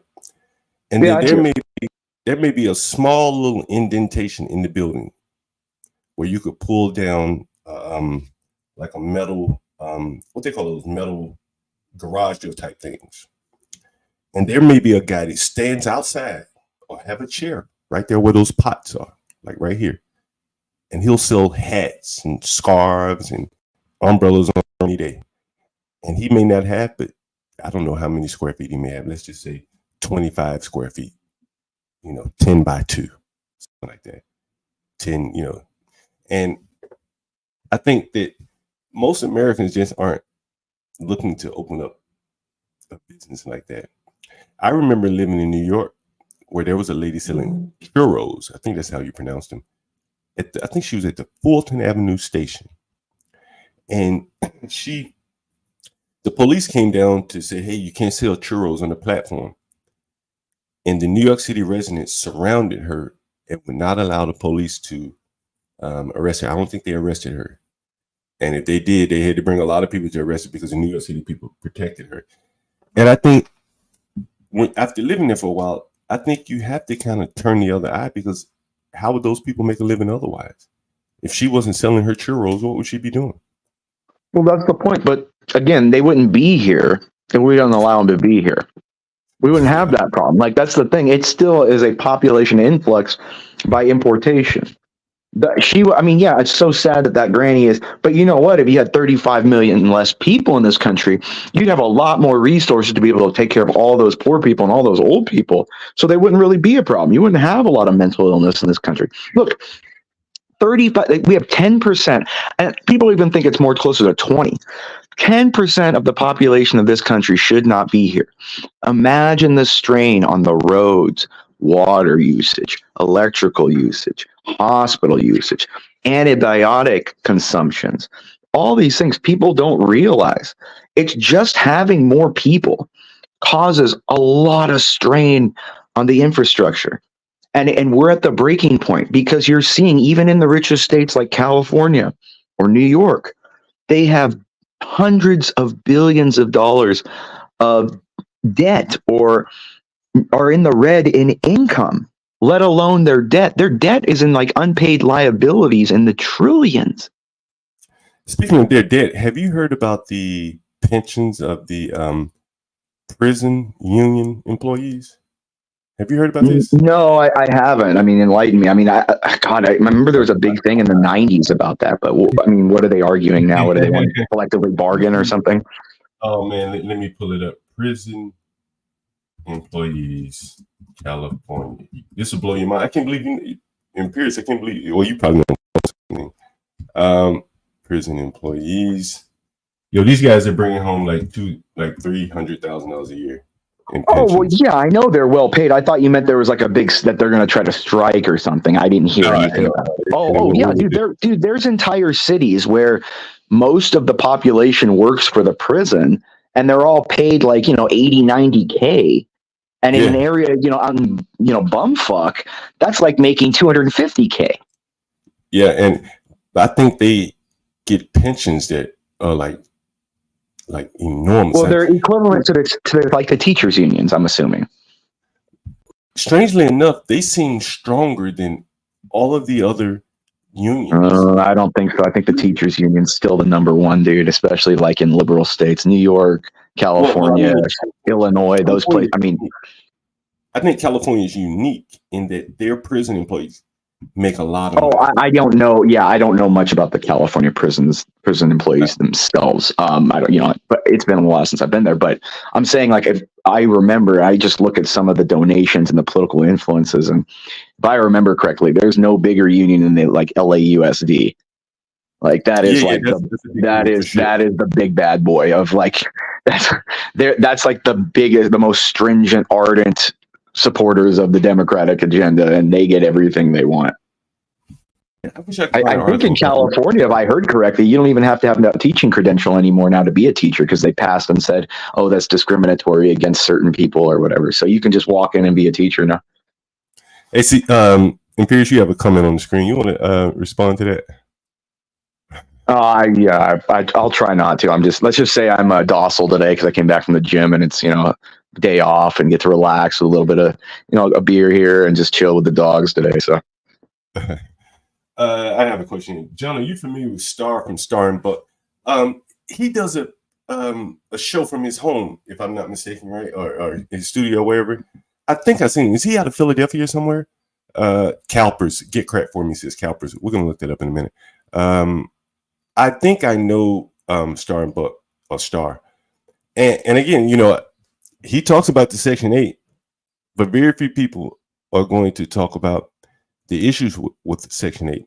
Again, I did a whole stream with the Section 8 landlord, and I'm going to do a series of streams with a couple of Section 8 landlords that I know. John, and sorry, go ahead. Oh, no, Go sorry. ahead. Again, I have delays sometimes because of my ear pods, so sometimes you fade in and out. So I don't mean to cut in. Like a lot of times when I come in, I don't hear something. So go ahead. Sorry. Yes, no, I've done one stream where I interviewed a Section 8 landlord. I've actually done a stream just talking about my experience at Section 8. And I'm not saying it can't be profitable for someone, but I think those individuals, they're the exception to the rule, unless you own an apartment big enough where you get a government block grant for the entire building. So tenants come and go and you still get paid. But for regular individuals where they have to get certification for the unit, I don't think it's worth it. If you don't believe me, you've heard my stream about it. Take a listen to a guy's experience who had Section 8 on a couple of different properties. And in neither of those cases did it work out for him. So it's worth a listen, particularly if you think you're thinking about getting into Section 8.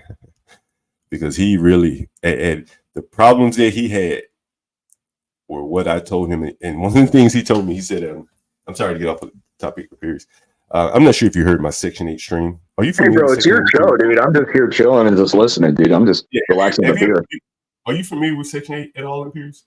Well, I mean, I know the real properties, some of the, legalities behind it, but, I'm not super familiar. I've never had a Section 8 property, but I mean, I assume there's a lot of restrictions because is it federal money too, as well as state money for Section 8? Do you get federal grants for that as well? Well, it's state administered federal money. So now you got two agencies. That's what I'm saying. So it's dual interest. So you have so many restrictions. I can only imagine, dude. Oh man. But the state agencies often are not just corrupt, they're incompetent as well. So imagine dealing with. Well, yeah, that's the government, dude. Every time I deal with the government or any kind of agency, trust me, I have to deal with a lot of regulatory agencies myself. And listen, it's incompetence, but it's perpetuated incompetence. They want it like that.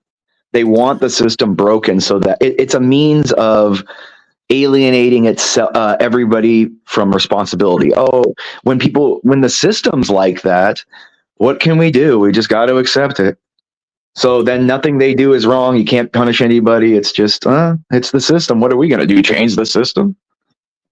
Well, I think the thing is that, you're right. There's probably nothing we can do. But just as it relates to Section 8, I just think that no one really factors in the costs, but they always talk about guaranteed money. There's nothing guaranteed. Maybe in the very, very short term, the first 12 months of Section 8 sure is guaranteed. But after that, it all becomes dicey. And you now become the welfare's bitch because they're going to tell you what the hell you better do to keep getting that money, that guaranteed money. And you're going to be dancing to the tune of the tenant. And oftentimes you're going to have to be like her social worker. And for that guaranteed money, you have to do a lot of that unless you find the cream of the crop Section 8 tenants each time. And the odds of that, it's slim, each time you pick one. But anyway, go ahead and Pierce. I'm going to look through it's a Faustian pact whenever you do anything with the government. So yeah, it's like the government pays you, but the government's not living there. The tenant is. So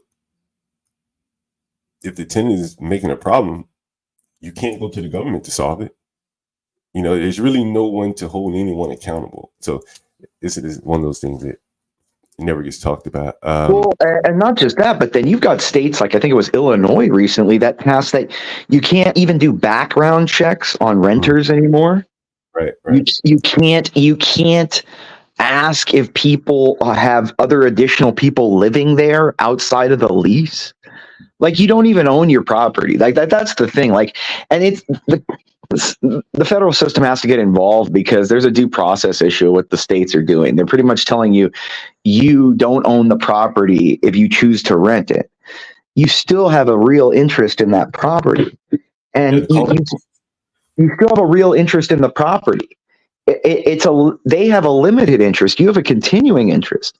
Yeah. And that's what the states have forgotten. They're just so trying to get anybody off the street for the bad look for the election and for, you know, any kind of political fallback that they want to shove everyone everywhere. And the big thing that people don't realize is that all these liberal cities, the big scare, it's not just that Trump's going to get elected. It's that once he's elected, he's cutting off all that federal money that pays back the states and that the liberal states cry about for housing these people in those really nice hotels, putting them up in schools. All that still costs tons of money, and the states can't pay for it without federal money. And if he gets in, that federal money is going to be redirected, just like the SALT deduction. See, people don't realize the biggest thing that pissed the Democrats off about Trump is not even that he said what he says or does what he does. It's that he took away their SALT deductions. You know, John, you know what SALT deduction is. Yeah. That's the those high income states that were high tax states. That's you could sign them off for federal taxes. The big your real property in big blue states, and that's why all the billionaires and stuff. It's not necessarily that they hated that California was turning into a shithole. They're isolated from that. Trust me. Yeah. It's that they couldn't write their taxes off.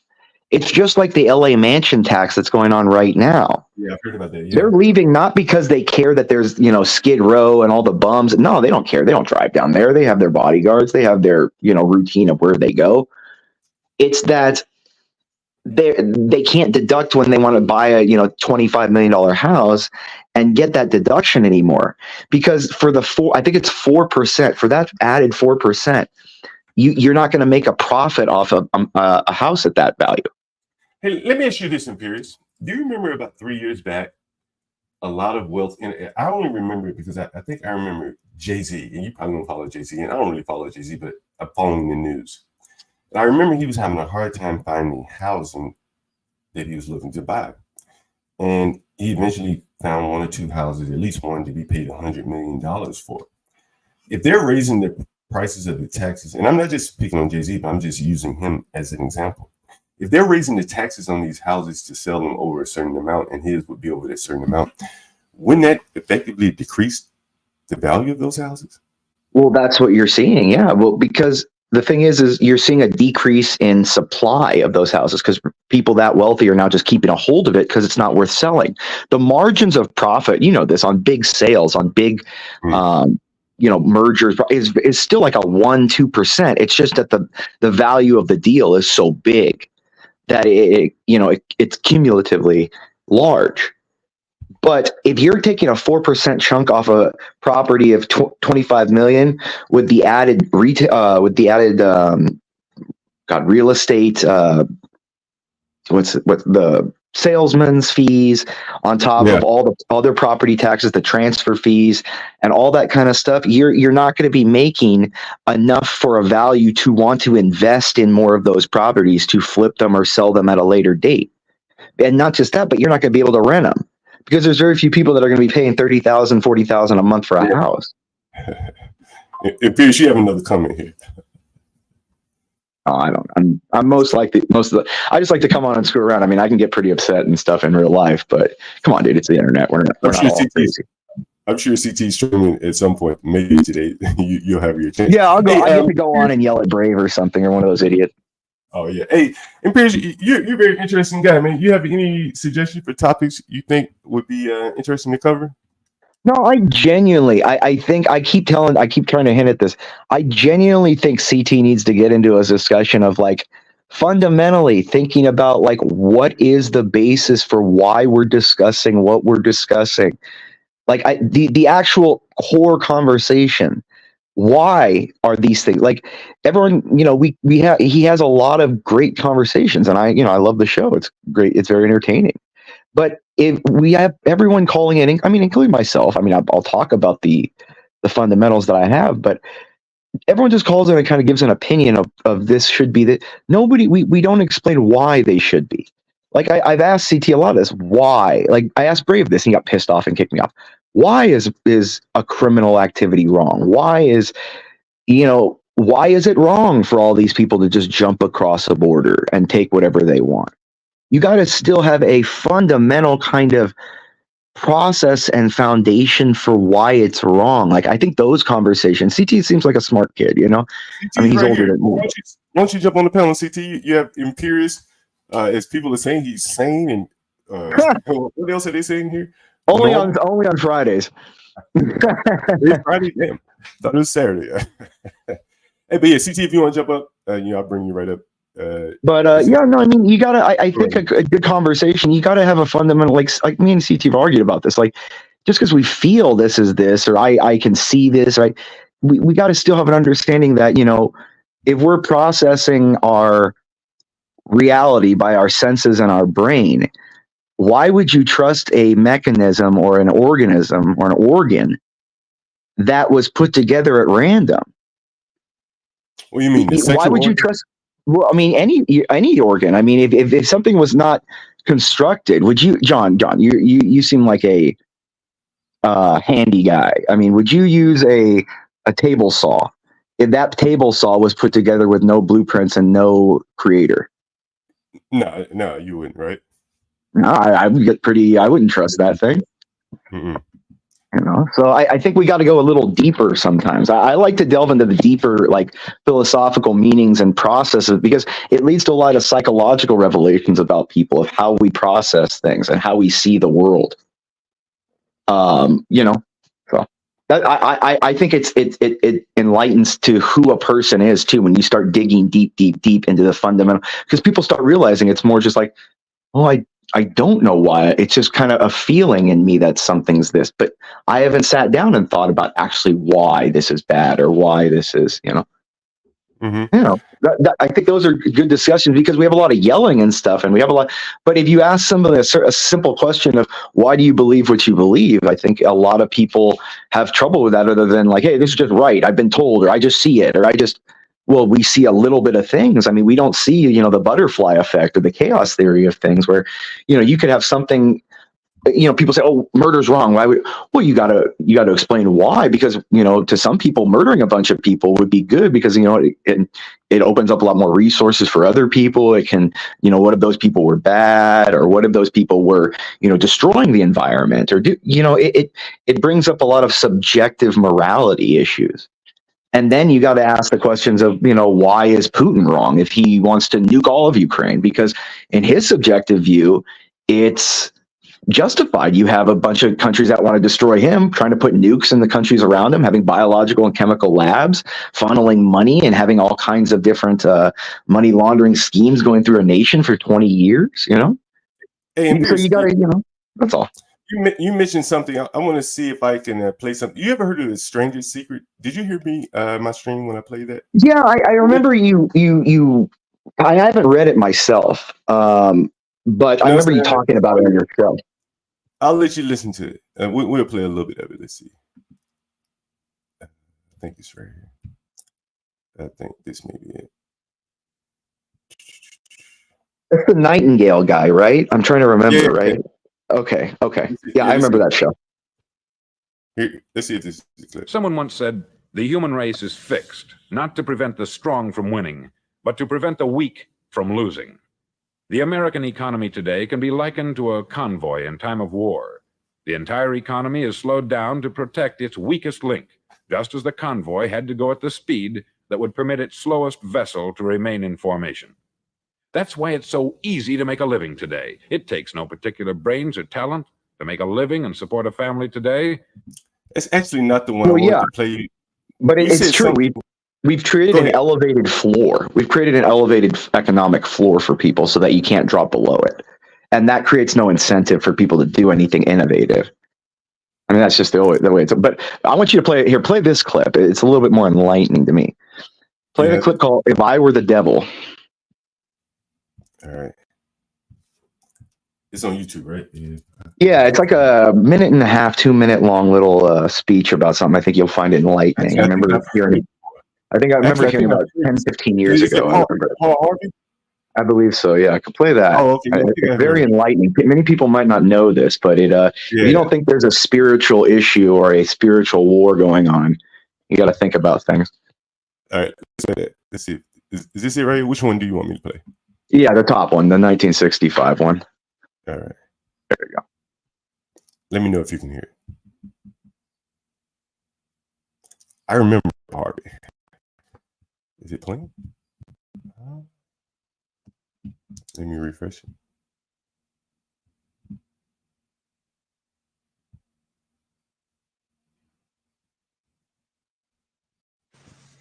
If I were the devil. If I were the devil.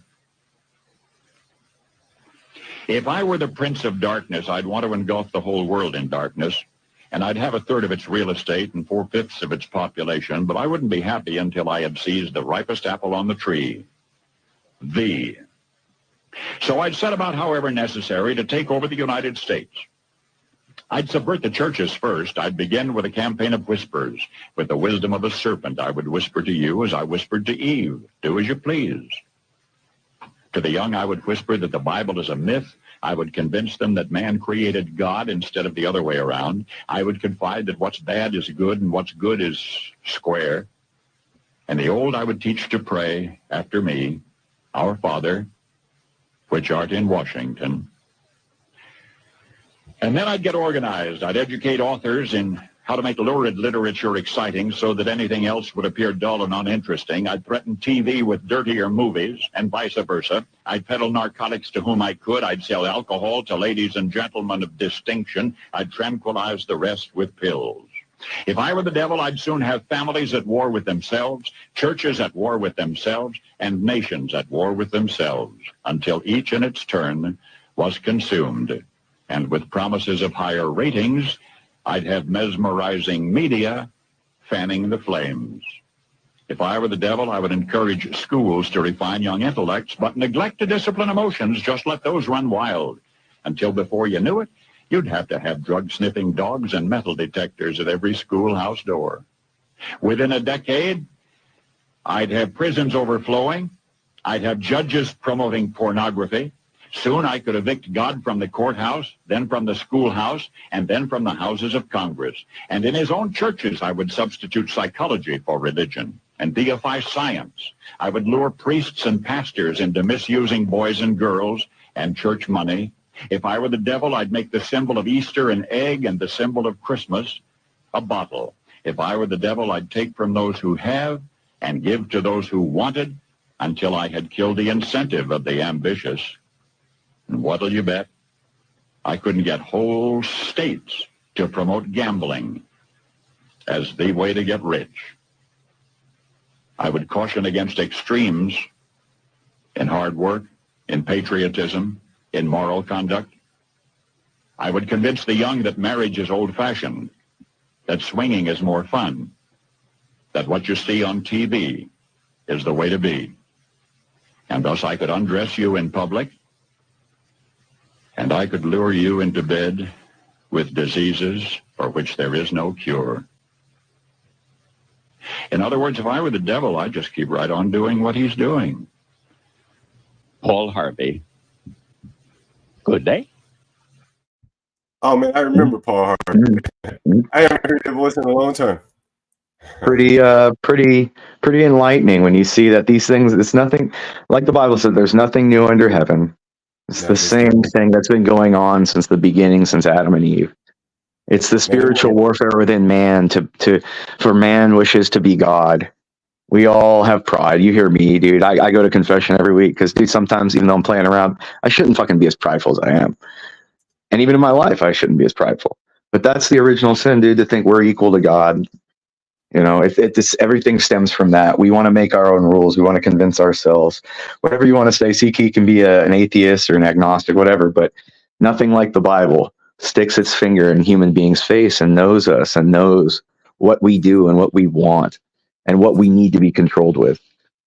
So I don't know if you can end it on any better last words. Do you have any other last words, Imperious? I mean, I could read a verse for you. Sure, go right ahead. You can end your last words. All right, hold on. I'll pull one up. Give me 5 seconds. I'll pull one up for you. A good one. I figured you knew it right off the top of your head here. Oh, okay. Well, I'll read one for you. Okay. For the Lord is with me as a dread warrior. My enemy shall not prevail. They shall never overcome me. They shall be forever defiled and rebuked. Their humiliation will continue through eternity. And where's that from? God, I think it's Ecclesiastes. I think. Well, Pierce, man, it has been great having you up here. I think you've shown a side of you that most people never imagined that you had. It may just be the early morning. Yeah. I try to get up early. You know, I like to get up and get moving, go to the gym, handle things. You know, it's good to get up early, man. I tell you, the losers get up late and miss half the day, dude.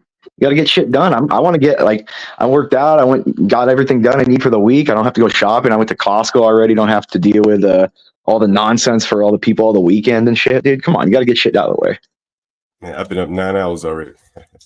Yeah, exactly. Because, well, I mean, you're managing a bunch of knuckleheads, so I mean. Yeah. But now I like getting up early too, man. You know, they said there's an article in the New York Times or something, I think, called The Quiet Hour. You ever heard of that? No, I haven't. What is that? I'll bring it up for you. I promise you, we're going to end The Quiet Hour. It's an interesting. And sorry, it was from Jeremiah, not Ecclesiastes. Sorry, it was Jeremiah. I remember. I was thinking, like, no, is it it sounds more like Isaiah or Jeremiah, but it was Jeremiah. That's just remembered. I think it was Jeremiah 20. I think. I see. I thought the name of the article was The Quiet Hour or something like that, but it talked about people who like to get up early in the morning. They're most productive. I'm pretty sure it was in the New York Times. You probably can Google. Well, yeah, I mean, that's the thing. I remember even when I was a little kid, you know, 7, 8, 9 years old, my grandpa was dragging me out of bed every Saturday and Sunday at like 6 a.m., dude. We're going to work, getting the back. We're doing work. We're going, like, I had to go to church every Sunday. It's 5:30, I think mass was. I was dragged out of bed early as a kid. I've never, I mean, yeah, in college and high school, I screwed around and, you know, tried to sleep in and, you know, be a fucking sloth. But for most of my life, it's just kind of like a circadian clock thing. I'm just up every morning at like 4 or 5 in the morning. I have to go work out. I got to take care of stuff. And then, you know. Yeah, I hear it. Oh, it appears again. It was great having you on. I don't know if CT's streaming. I'm sure he is. So I'll see you over there. Yeah, maybe I'll jump on later. I'm going to handle some things. I'll jump on for sure. Yeah, have a good one. Yeah, I got to put the mask back on, you know, and get pumped up enough to take on all these idiots. All right, thanks again, Imperius. Have a good one, dude. Later. So anyway, I want to thank everyone. This is the second week, I think, I've been doing this. I'm enjoying it so far. Again, I want to talk more about like real estate and general business advice and stuff like that in the news as it relates more or less to landlording. I think kind of landlording, everything kind of extends from there. As I've said many times, typically your rent or your mortgage is your biggest bill. So it kind of shapes everything downstream from there. Anyway, thanks again. If you have some topic suggestions, feel free to ping me or put them in the chat. Thanks again. Have a great, today's Friday. Have a great Friday.